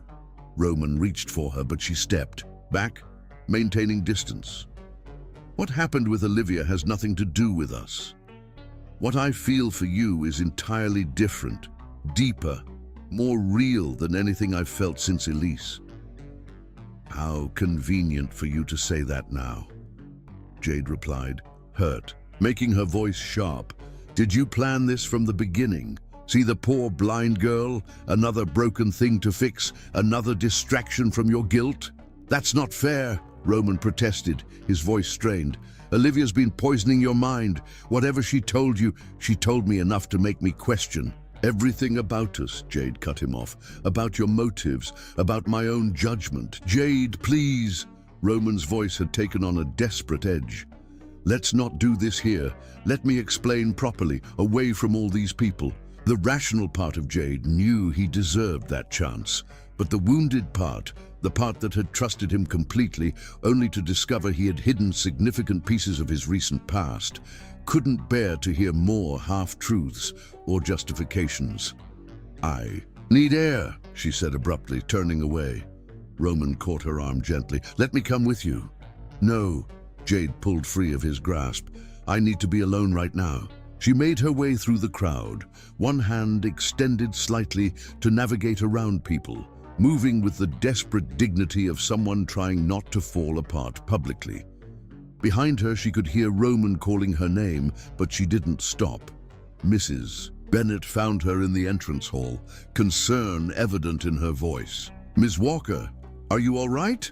"I need to leave," Jade said, fighting to keep her voice steady. "Just for a little while. Is there a car available?" "Of course, but..." "Please," Jade interrupted. "I just need some space to think." Something in her tone must have conveyed her desperation, because Mrs. Bennett didn't argue further. "I'll have Thomas bring the car around. Where would you like to go?" Jade hesitated. Where could she go? She had no home apart from Roman's house, no friends nearby, no family she could trust. Then she remembered the elderly neighbor who had been kind to her during her mother's worst episodes, Mrs. Wilson, who lived just a few blocks from her old apartment. "Do you know the West Side Gardens apartments?" she asked Mrs. Bennett. "There's someone there I know." 20 minutes later, Jade sat in the back of a town car, being driven away from the mansion and the man who had become her whole world in just 3 short weeks. Tears streamed silently down her face as the distance between them grew, her heart shattering with each mile. Had it all been a beautiful lie? Roman's passion, his tenderness, his seeming devotion, were they just the practiced moves of a man who collected broken women like some collected art? The thought was unbearable, yet Olivia's poisonous words had planted seeds of doubt that took root in the fertile soil of Jade's insecurities. She had given Roman everything: her trust, her body, her heart. The possibility that she had been merely a replacement, a distraction, a project to occupy his guilty conscience was a betrayal too painful to contemplate. As the car entered the city, Jade wiped away her tears with shaking hands. She had survived her mother's betrayal. She had survived losing her sight. She would survive this too, though at the moment the pain in her chest made her wonder if her heart would ever beat normally again. Back at the mansion, Roman searched frantically for Jade, only to be told by a sympathetic Mrs. Bennett that she had left. The information hit him like a physical blow. "She asked to be taken to West Side Gardens apartments," the housekeeper added quietly. "She said she knows someone there." Roman ran a hand through his hair, desperation clawing at his chest. "I need to go after her." "If I may, sir," Mrs. Bennet said gently. "Perhaps give her some time. She seemed very upset." The understated concern in the housekeeper's voice made Roman's stomach clench with guilt and fear. He knew exactly what Olivia was capable of, what poison she could spread with her carefully crafted insinuations. "Cancel the rest of the gala," he instructed. "Make my apologies to the guests. Family emergency." As the last guests departed, Roman paced his study like a caged animal, alternating between calling Jade's phone, which went straight to voicemail, and cursing himself for not being completely honest with her from the beginning. He should have told her about Olivia, should have anticipated that his past would collide with his present in exactly this way. But he had been so caught up in the miracle of finding Jade, in the unexpected joy and passion that had bloomed between them, that he had convinced himself the past no longer mattered. Now that self-deception might cost him the one person who had made him feel truly alive again. As dawn broke over the empty mansion, Roman stood at the window of what had become their bedroom, staring out at the garden where he had first heard Jade sing. The house felt hollow without her presence, as if all the light and warmth had been drained away, leaving only echoing emptiness. "I'll find you," he whispered to the rising sun, "and I'll make this right if it's the last thing I do." But even as he made the promise, Roman feared it might already be too late. The trust between them, fragile and precious, had been shattered. And trust, once broken, was the hardest thing in the world to rebuild. Chapter 8. Dangerous Reunion. Mrs. Wilson's apartment was exactly as Jade remembered, small but meticulously clean, smelling of cinnamon and furniture polish. The elderly woman had welcomed her with genuine concern, asking no questions when she appeared at her door late at night, eyes swollen from crying. She had simply made up the sofa with fresh sheets and heated a mug of cocoa, her weathered hand patting Jade's shoulder with motherly affection. "You stay as long as you need, honey," she had said. "Old Mrs. Wilson's got room enough." 3 days later, Jade sat by the window, sunlight warming her face as she listened to the familiar neighborhood sounds. Children playing, cars honking, music drifting from open windows. After the pristine quiet of Roman's estate, the urban cacophony was both jarring and comforting. Her phone had died the first night, and she hadn't bothered to charge it. What was the point? Roman would be calling, leaving messages she wasn't ready to hear. The pain was still too raw, the doubts too pervasive. Mrs. Wilson had gone to the corner store, promising to return with fresh bread and eggs for lunch. Alone, with her thoughts, Jade found herself drifting back to Roman. Despite Olivia's poisonous words, she couldn't deny the genuine tenderness in his touch, the vulnerability in his voice when he spoke of his late wife, the passion that had ignited between them so unexpectedly. Had it all been a lie? The question tormented her. Perhaps the truth lay somewhere in the middle. Roman had genuine feelings for her, but those feelings were tangled up in his grief, his guilt, his need to rescue. Perhaps a knock on the door interrupted her thoughts. Mrs. Wilson must have forgotten her key again. Jade rose, making her way carefully across the familiar layout of the small apartment. "Coming!" she called, her hand finding the doorknob. She opened the door, a greeting on her lips. "Well, look who it is," a voice said, a voice that sent ice through Jade's veins. "My baby girl, all dressed up like a queen." "Mama?" Jade whispered, instinctively stepping back. Teresa Walker pushed past her daughter into the apartment, her movements jerky with nervous energy. "Surprise, surprise. Heard you were back in the neighborhood. Mrs. Jenkins from 3B saw you arrive. Word travels fast around here." The smell of cheap liquor and stale cigarettes enveloped Jade as her mother moved past her. Some things never changed. "What do you want, Mama?" Can't a mother visit her only daughter? Especially after that daughter ran off with some rich man. Teresa's voice hardened. The same rich man who was supposed to clear my debts. Funny thing is, those men are still coming around saying they never got their money. Jade's blood ran cold. That's not possible. Roman paid them. Teresa laughed, a brittle sound without humor. Seems like your fancy man only paid half what I owed. Said he'd pay the rest when he was satisfied with our arrangement. Her voice twisted the word into something ugly. Then you disappeared with him, and they came looking for me instead. Confusion whirled through Jade's mind. This didn't sound like Roman at all. He wouldn't have lied about paying off the debt. Wouldn't have left Teresa vulnerable to those dangerous men. Would he? I don't believe you, Jade said firmly, though a seed of doubt had been planted. Believe what you want, Teresa snapped. But they're coming for me tonight if I don't have the rest of the money. And since your boyfriend didn't deliver, as promised, that means you and I have a problem. Jade's hand tightened on her cane. I don't have that kind of money, Mama, and even if I did, but you know someone who does, Teresa interrupted. And lucky for us, I found another interested party. Man who's willing to pay good money for a pretty blind girl with a nice singing voice. Works in entertainment, he says. Horror washed over Jade as she realized her mother's intention. You can't be serious. You already sold me once. And look how well that turned out for you. Teresa's voice rose.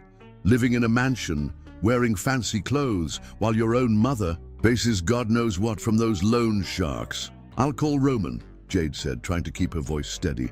He'll clear the debt. You don't need to... Too late for that, Teresa interrupted again. My new friend is already on his way, and he's paying cash up front. Jade backed away, her cane searching for obstacles. I'm not going anywhere with you or your friend, Mama. Don't be difficult, baby girl. Teresa's voice had taken on a wheedling tone Jade remembered all too well from childhood, the voice that preceded her mother's worst decisions. This man has connections. Said he could make you a star with your voice. It's a better deal than shacking up with some rich widow who'll toss you aside when he gets bored. You don't know anything about Roman, Jade replied, her back hitting the wall. She was trapped in the small apartment with nowhere to run. I know his type, Teresa scoffed. Men like that don't marry girls like us, Jade. We're just temporary amusements. The words echoed Olivia's cruel insinuations too closely, striking at Jade's deepest insecurities. Before she could respond, another knock came at the door. That'll be him now, Teresa said, satisfaction evident in her voice. Be nice, Jade. This is a business transaction. Mama, please, Jade begged, genuine fear gripping her now. Don't undo this. But Teresa was already opening the door. Right on time, she said to the newcomer. Come in, she's all ready. Heavy footsteps entered the apartment, a man large by the sound of his tread. The scent of expensive cologne couldn't quite mask the stale smell of cigars that clung to him. This is her, the blind singer. His voice was deep, with an accent Jade couldn't place. Turn around, girl. Let me see what I'm buying. Jade gripped her cane tightly, panic rising in her throat. I'm not for sale, she said, her voice stronger than she felt. And if you touch me, I'll scream this building down.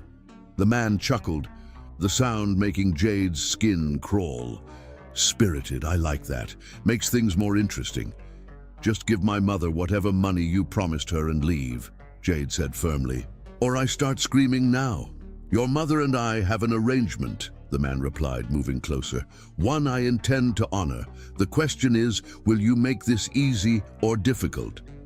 She'll cooperate, Teresa cut in quickly. Just need some time to adjust to the idea. Show her the contract you mentioned, the singing contract. After we conclude our initial business, the man replied, his attention clearly focused on Jade. Now, Miss Walker, we can do this the easy way, or... The apartment door suddenly burst open with such force it slammed against the wall. Get away. If from her, Roman's voice cut through the room like a blade, cold, deadly, promising violence. Roman, Jade gasped, relief and confusion warring within her. Who the hell are you? The stranger demanded, turning toward the interruption. The man who's going to break every bone in your body if you take one more step toward her, Roman replied, his voice terrifyingly calm. Teresa stepped forward. Now wait just a minute. We have a business arrangement. Your business arrangements no longer involve your daughter, Roman cut her off. The debt is paid in full. I have signed receipts from your creditors. Whatever game you're playing ends now. Is that true, Mama? Jade asked, her voice small with renewed betrayal. Did Roman already pay your debt? Teresa's silence was answer. Enough, Mr. Kovalev, Roman addressed the stranger directly. I suggest you leave immediately, unless you'd prefer I call the police and report an attempted human trafficking case. I imagine that would complicate your visa situation considerably. The man, Kovalev, seemed to assess the situation quickly. The woman approached me with a business proposition. I was unaware of any improprieties. Of course you were. Roman's voice dripped with sarcasm. Leave, now. Jade heard hurried footsteps, then the door closing as Kovalev made his exit. The tension in the room remained palpable as Roman turned his attention to Teresa. You've done enough damage, he said, his voice tight with controlled fury. I've transferred enough money to your account for a bus ticket to anywhere in the country. I suggest you use it. If you ever attempt to contact Jade again, I'll make sure you face charges for what you tried to do here today. You can't keep me from my own daughter, Teresa protested. Watch me, Roman replied coldly. Jade is an adult who can make her own decisions, but I will do everything in my power to protect her from people who would harm her, even if that person is her mother. Jade stood frozen, overwhelmed by the rapid turn of events. Part of her wanted to run to Roman, to feel the safety of his arms around her. Another part held back, still wounded by Olivia's revelations, still uncertain of where truth ended and deception began. Jade, baby, Teresa tried one last appeal. Are you going to let him talk to your mother this way, after everything I've done for you? A bitter laugh escaped Jade's lips. Everything you've done for me? You mean like trying to sell me twice? Teresa made a sound of frustration. You don't understand what it's like. Get out, Mama, Jade interrupted, her voice steady despite the tears threatening to fall. Just go. For a moment, she thought Teresa might argue further, but then came the sound of the door opening and closing, followed by receding footsteps. The apartment fell silent. Are you hurt? Roman asked, his voice suddenly gentle, though he didn't move toward her. Jade shook her head, still pressed against the wall. How did you find me? Mrs. Wilson called me, Roman explained. She recognized your mother hanging around the building and got worried. She found my number in your phone. Mrs. Wilson, Jade repeated, a flash of concern breaking through her emotional turmoil. Is she? She's safe. My driver is bringing her back from the store. Roman took a tentative step forward. Jade, I know you don't want to see me right now, but I couldn't let you face this alone. The genuine concern in his voice made Jade's defenses waver.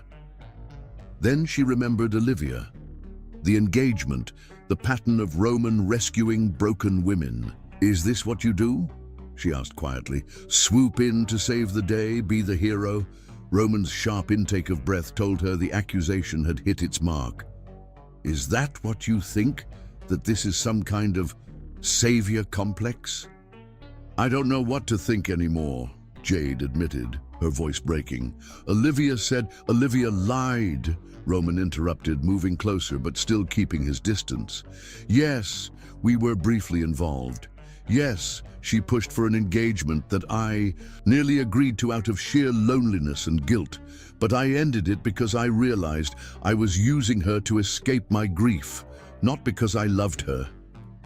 His honesty hung in the air between them. Jade's fingers tightened around her cane, seeking stability. When did you meet my mother? When did this arrangement really start? Roman sighed deeply. I heard you sing at the community center 3 months ago. I was there for a fundraiser shortly after ending things with Olivia. about 6 months ago. Now, your voice. It reached something in me I thought had died with Elise. I asked about you afterward, but you had already left. 2 weeks later, your mother approached me. Having heard I had been asking questions, she offered to introduce us in exchange for money. And you refused, Jade filled in, remembering what he had told her before. I refused, Roman confirmed, but I couldn't forget your voice. When she called again, desperate about the loan sharks, I saw an opportunity to help you escape a dangerous situation I never intended. He trailed off, then continued with renewed determination. I never expected to fall in love with you, Jade. That wasn't part of any plan or pattern. It simply happened, and it terrifies me as much as it thrills me. The word hung between them, love. He had never said it before, not directly. Love? Jade repeated, her voice barely above a whisper. Yes, Roman said simply. I love you. Not because you're broken and need fixing, not because you awaken some heroic impulse in me. I love you because you're strong and brilliant and talented, because your courage humbles me, because when I'm with you, I'm more myself than I've been since losing Elise. Jade felt tears spilling down her cheeks. I was so confused, so hurt when Olivia said, I know, Roman interrupted gently. I should have told you everything from the beginning. I was afraid you'd see the arrangement with your mother as manipulation, afraid you'd think less of me for my brief relationship with Olivia, afraid you'd believe I was just substituting one woman for another in some pathetic attempt to assuage my guilt. His honesty was raw, vulnerable in a way that stripped away Jade's remaining defenses. She took a step toward him, then another, her cane guiding her. When she was close enough to feel the warmth radiating from his body, she stopped. I was afraid, too, she admitted quietly. Afraid that what we had wasn't real, that I was just another broken thing for you to fix. Roman's hand came up slowly to cup her cheek, his touch achingly familiar. You are not broken, Jade Walker. You are the most whole person I have ever known. Jade leaned into his touch, her eyes closing as relief and love washed through her. Then her hand found the center of his chest, and she felt something wet and warm. Roman, she questioned, alarm rising in her voice. Are you bleeding? His slight hiss of pain confirmed her suspicion. It's nothing. Kovalev had a knife when I first confronted him downstairs. Just a scratch. A scratch doesn't bleed. This much, Jade said, her fingers now slick with his blood. Fear shot through her, sharp and immediate. We need to get you to a hospital. I'm fine, Roman insisted, though his voice had weakened slightly. It looks worse than it is. But Jade could feel him swaying beneath her touch. Roman, please, she begged, her earlier anger and confusion forgotten in the face of his injury. I can't lose you. Not now, not ever.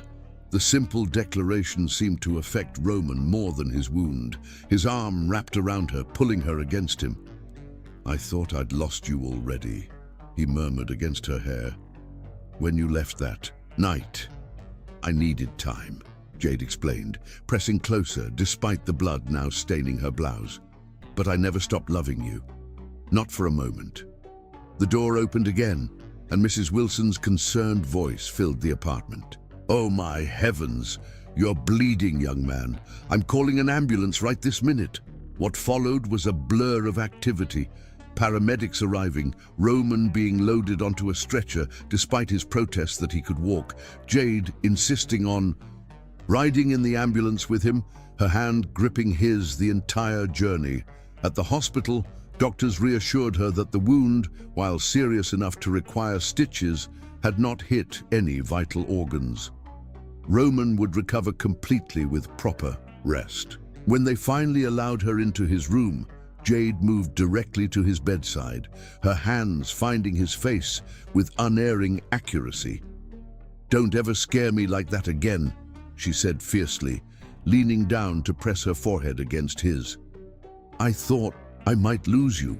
Roman's hand came up to cradle the back of her neck. Never, he promised. "It would take much more than a knife to keep me from you, Jade Walker." The kiss they shared was gentle, mindful of his injury, but filled with all the love and passion that had defined their relationship from the beginning. Against his lips, Jade whispered the words she had held back for fear of vulnerability. "I love you, Roman, with everything I am." His answering smile could be felt even without sight. "Come home," he murmured. "Come home with me, where you belong." And in that moment, Jade knew with absolute certainty that home wasn't a mansion on a hill or an apartment in the city. Home was wherever Roman was, wherever they could be together, healing each other's wounds, building a future neither had dared imagine before their paths unexpectedly crossed. Chapter 9. Passionate Reconciliation. The ride back to Roman's estate was quiet, filled with a comfortable silence that spoke volumes. Jade sat close to him in the back of the car, her hand resting lightly over his bandaged wound, as if she could protect it through sheer force of will. Roman's arm encircled her shoulders, holding her against him, as though afraid she might disappear if he loosened his grip. 3 days in the hospital had given them time to talk, truly talk, without distractions or interruptions. At first, Jade had kept her distance emotionally, the wounds from Olivia's revelations still raw. "I need to understand everything," she had told him that first night, sitting beside his hospital bed. "No more secrets, no omissions. I need to know who you are, Roman. Not the hero who rescued me, not the grieving widower, but the whole complicated man."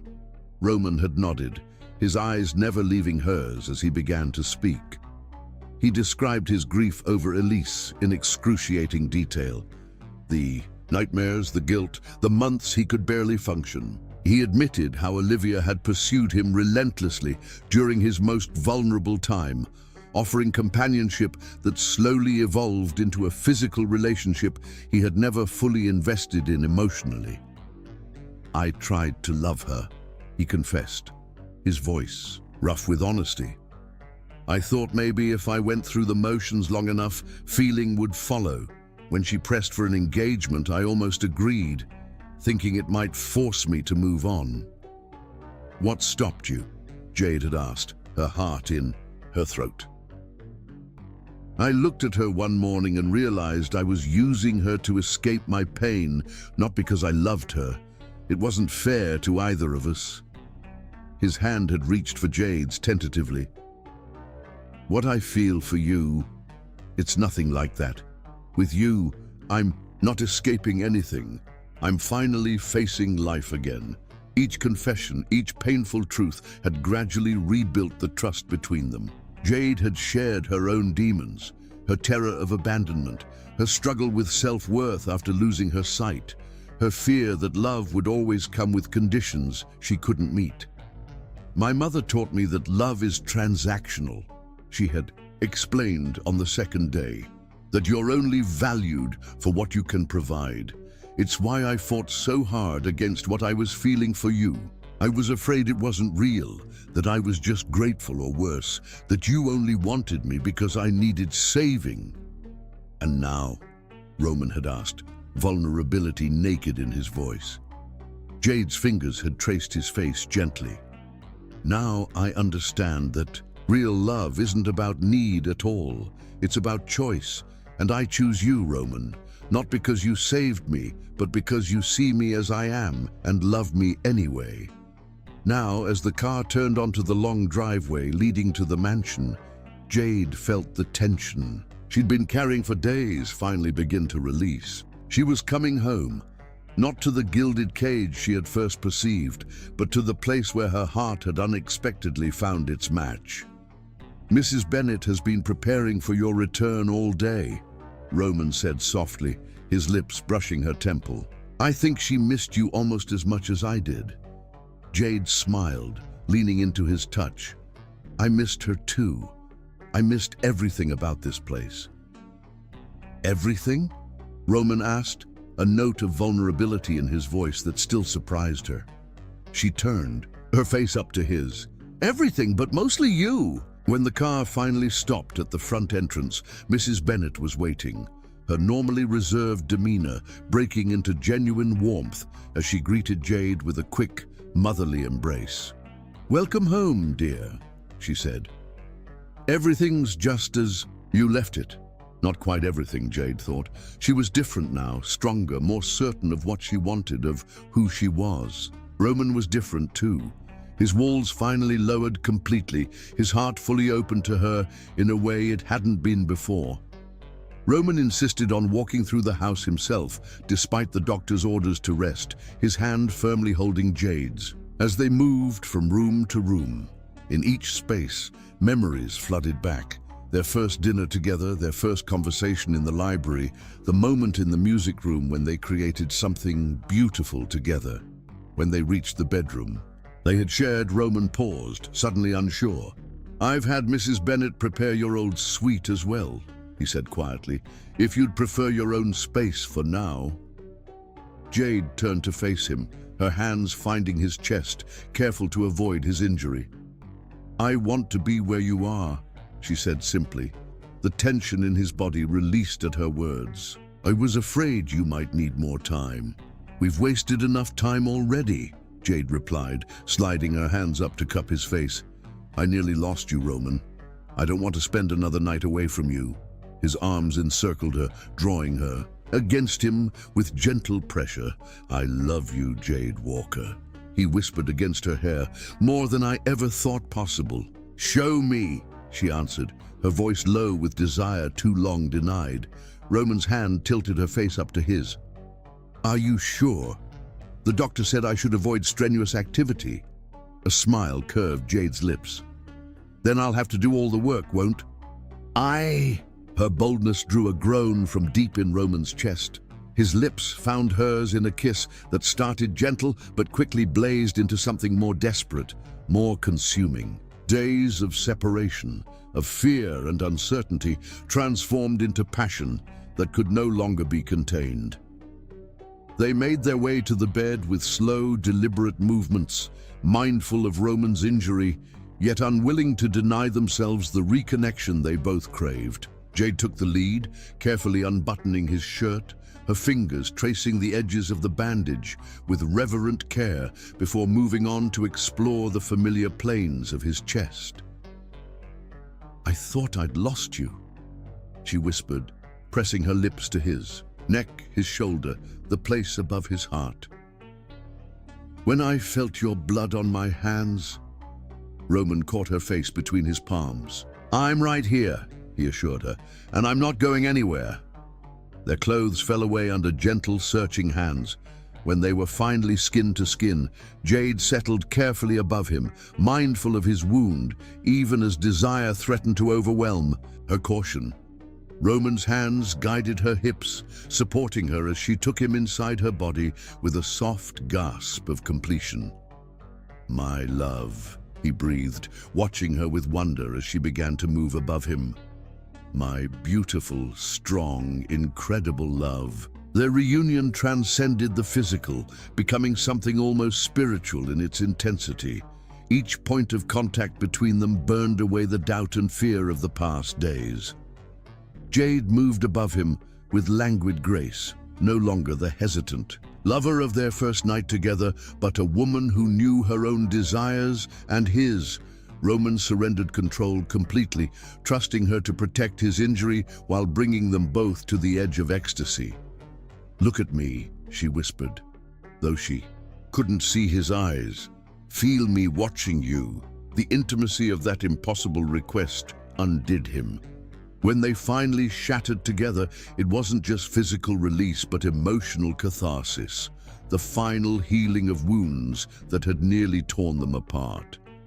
Jade settled carefully beside him afterward, her breath coming in soft gasps against his neck, her fingertips tracing idle patterns across his chest, as if rewriting their story with invisible ink on his skin. "That was worth waiting for," Roman murmured, his fingers trailing lazily along her spine. Jade smiled against his skin. "I hope the doctor wouldn't consider that strenuous activity. If he did, It was worth it, Roman replied, pressing a kiss to her forehead. I'd risk a few stitches for a homecoming like that. They lay in contented silence, listening to each other breathe, feeling the steady rhythm of their hearts beating in tandem. Outside, twilight was falling, bathing the room in soft golden light that Jade could sense if not see. I want to talk about the future, Roman said finally, his voice quiet but determined. About us. Jade pushed herself up on one elbow, her face turned toward his. What about us? Roman's hand found hers, threading their fingers together. I know it's fast. I know we've only known each other a few weeks, but I've never been more certain of anything in my life. He paused, his thumb tracing circles on her palm. I want you to stay, Jade. Not for a month, not as some temporary arrangement, forever. Jade's heart seemed to stop, then race ahead. What are you saying, Roman? He sat up carefully, wincing slightly at the pull of his stitches, and reached toward the nightstand. I had this with me at the hospital, he said, pressing something small and round into her palm. I was waiting for the right moment. Jade's fingers closed around the object, a ring, she realized, with a shock that sent heat rushing through her entire body. The band was delicate, with an intricate pattern she could feel beneath her sensitive fingertips. At its center was a stone, not large and ostentatious, but perfectly sized, with a cut she could trace with her nail. Roman, she breathed, overwhelmed by the implications. It was my grandmother's, he explained, his voice soft with emotion. A woman who believed in love so completely that she followed her heart across an ocean to be with the man she couldn't live without. His hands closed around hers, warm and steady. I want to build a life with you, Jade. I want to wake up beside you every morning and fall asleep with you in my arms every night. I want to make music with you, create with you, grow old with you. Tears welled in Jade's eyes, spilling unchecked down her cheeks. We've been through so much in such a short time, she whispered. We have, Roman agreed, and we've come out stronger for it. I know who you are now, Jade, not the woman I thought I was rescuing, but the woman who rescued me from a half-life I'd resigned myself to living. His voice dropped lower, heavy with sincerity. I love you. Will you marry me? Jade didn't hesitate. Yes, she whispered, then louder. Yes, 1,000 times, yes.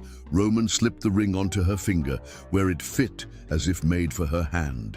Then his mouth found hers in a kiss that tasted of salt tears and sweet joy, and promises too profound for words. Their passions reignited, slower this time, but no less intense. They made love with tender deliberation, each touch an exploration. Each kiss, a celebration of the future stretching before them, a future neither had dared imagine when fate first brought them together through the most unlikely of circumstances. Later, curled against Roman's side with her head on his chest, listening to the steady beat of his heart, Jade marveled at the strange, winding path that had led her here. Her mother's betrayal, which had seemed like the end of everything, had become the beginning of something more beautiful than she could have dreamed. What are you thinking? Roman asked, his fingers playing with her curls. Jade smiled against his skin. That sometimes the darkest moments lead to the brightest light. Roman's arms tightened around her. You are my light, Jade Walker. Soon, too, be Jade Carter, if you like the sound of that. I do, she whispered, the two simple words both an answer and a promise. One she intended to keep for all the days and nights to come. Chapter 10. Eternal Bond. Morning sunlight streamed through the windows of the master bedroom, warming Jade's face as she sat at the vanity, her fingers carefully applying her makeup. Today was unlike any other in her life, a day she had never dared to imagine during those dark years after losing her sight. 6 months had passed since Roman's proposal. 6 months of planning, of healing, of building a life together that exceeded even her most hopeful dreams. Roman's wound had healed quickly, leaving only a small scar that Jade traced with loving fingers when they lay together at night. Their relationship had deepened with each passing day, growing stronger through the honest communication they had fought so hard to establish. "Need any help in there?" Mrs. Bennet called from the doorway. "I think I've got it," Jade replied with a smile. "Though you might check my lipstick. I can't see if it's even." The housekeeper approached, her familiar footsteps comforting after all these months. "Perfect," she pronounced. "You could do this professionally, you know." Jade laughed. "Years of practice. When you can't see, your other senses compensate. Your dress is ready whenever you are," Mrs. Bennet said, a hint of emotion in her normally practical voice. "It's as beautiful as you are, dear." After the housekeeper left, Jade sat for a moment, gathering her thoughts. So much had changed. Since that first night Roman had brought her to this house, she had arrived a captive, bristling with resentment and fear.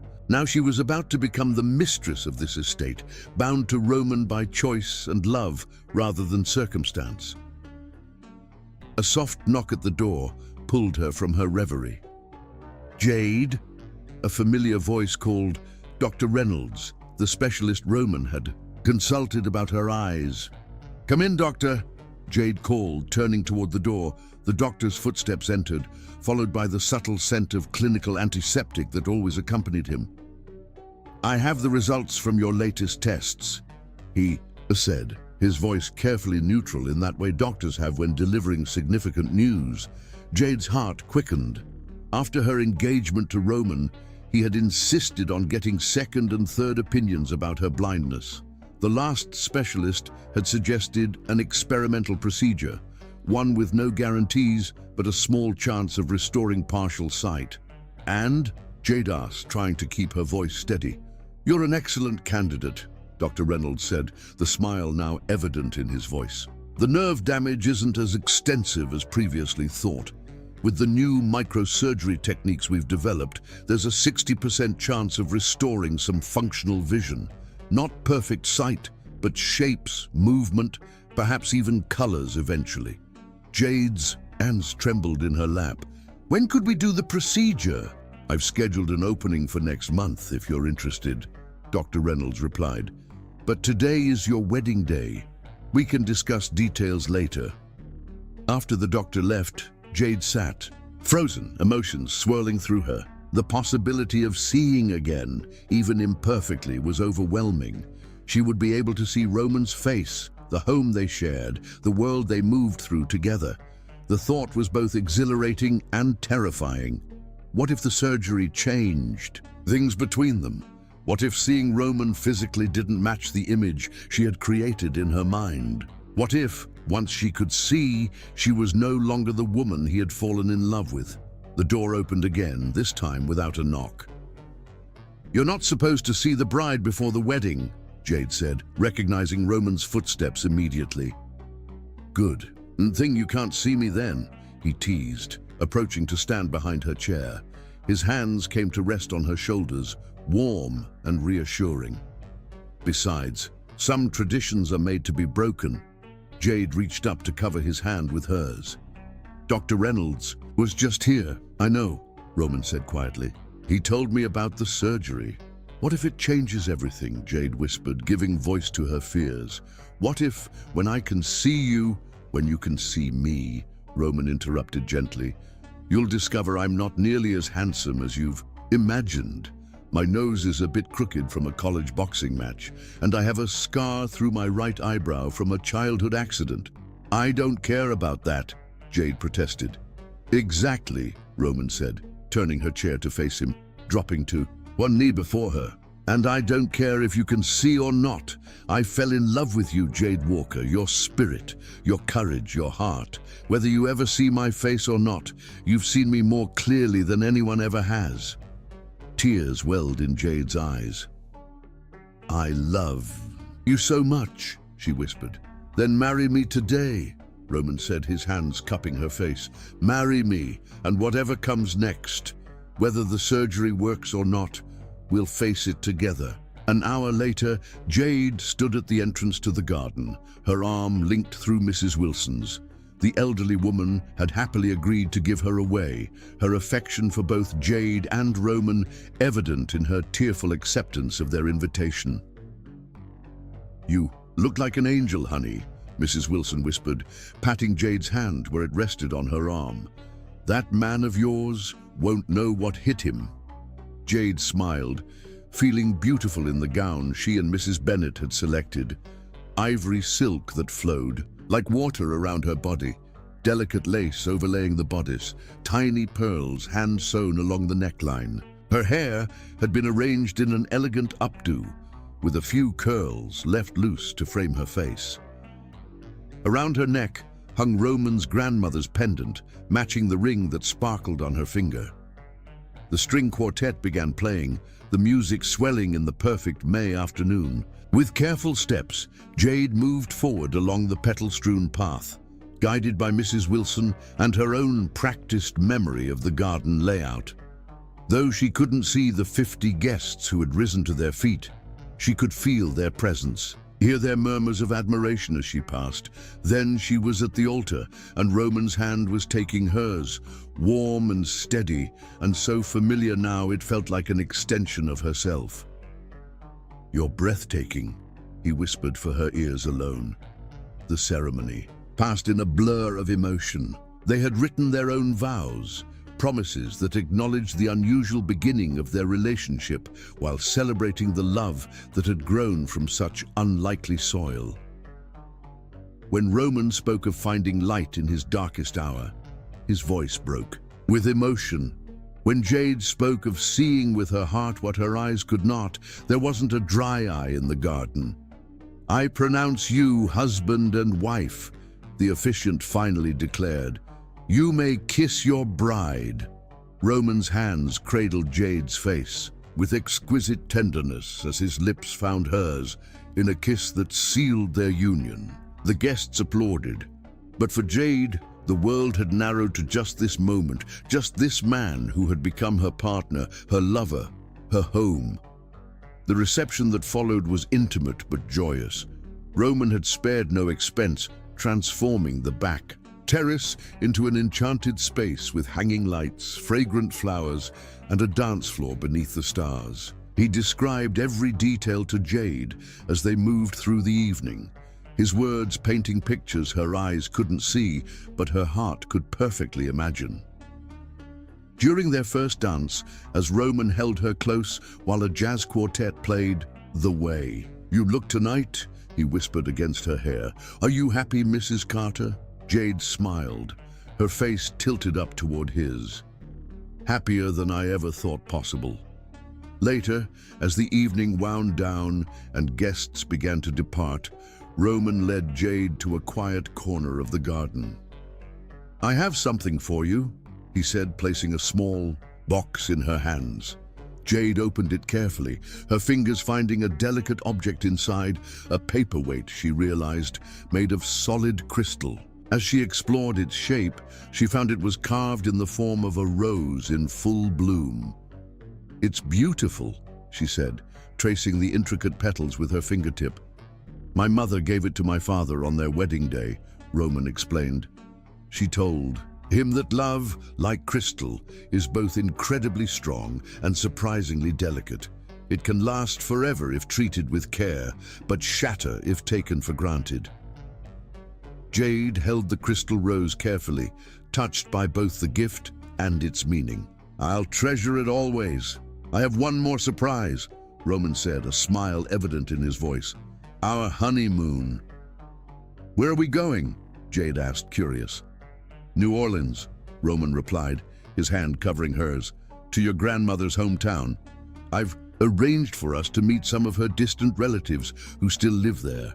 I thought you might like to reconnect with that part of your heritage." Tears sprang to Jade's eyes at the thoughtfulness of his gift. "Roman," she whispered, overwhelmed with love. "That's perfect. He gathered her in his arms, holding her close as the sounds of the party faded around them. Just the beginning of our adventure, my love. As the stars wheeled overhead, unseen but felt in the cool night air, Jade and Roman stood entwined in the garden where they had first begun to fall in love. Whether the surgery in her future would restore some portion of her sight remained uncertain. But Jade had never seen more clearly than she did in this moment the beauty of love that transcends darkness, the miracle of finding wholeness in another soul, the promise of a future built on understanding and acceptance so complete it bordered on the divine. "Take me to bed, husband," Jade whispered against Roman's lips. "I want to feel you, all of you, until neither of us can tell where one ends and the other begins." Roman's answer was a kiss that spoke of passion undiminished by familiarity, of desire deepened by true intimacy, of love that had survived its trial by fire and emerged unbreakable. He lifted her into his arms, carrying her through the garden and into the house that had once been her gilded cage and was now their shared sanctuary. In their bedroom, they came together with the perfect synchronicity of lovers who had learned each other's bodies as thoroughly as musicians learn their instruments. Every touch was a note in their private symphony, every kiss a verse in the poem they composed together. They moved in perfect harmony, building toward a crescendo that left them breathless and trembling in each other's arms. Afterward, as they lay entwined in the peaceful quiet of their wedding night, Roman traced lazy patterns on Jade's bare back, his voice soft in the darkness. "What are you thinking?" Jade smiled against his chest, her finger tracing the outline of his healing scar. "That some journeys begin in the strangest ways, but end exactly where we're meant to be." Roman's arms tightened around her. "This isn't an ending, my love. It's just the beginning." And as sleep claimed them both, Jade knew with absolute certainty that he was right. Whatever the future held, restored vision or continued darkness, challenges or triumphs, joy or sorrow, they would face it together, bound by a love that had begun in the most unlikely circumstances, but had grown into something rare and precious and eternal. In Roman's arms, Jade had found more than a husband.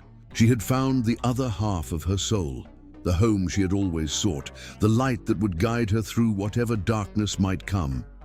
And in that knowledge was a peace so profound it transcended all the pain and betrayal that had led her to this moment of perfect contentment. Some might call it fate, others coincidence, but Jade and Roman knew it for what it truly was. A love so deep and true it could transform the darkest night into the brightest day. A love worth fighting for, worth living for, worth believing in against all odds, a love for all time.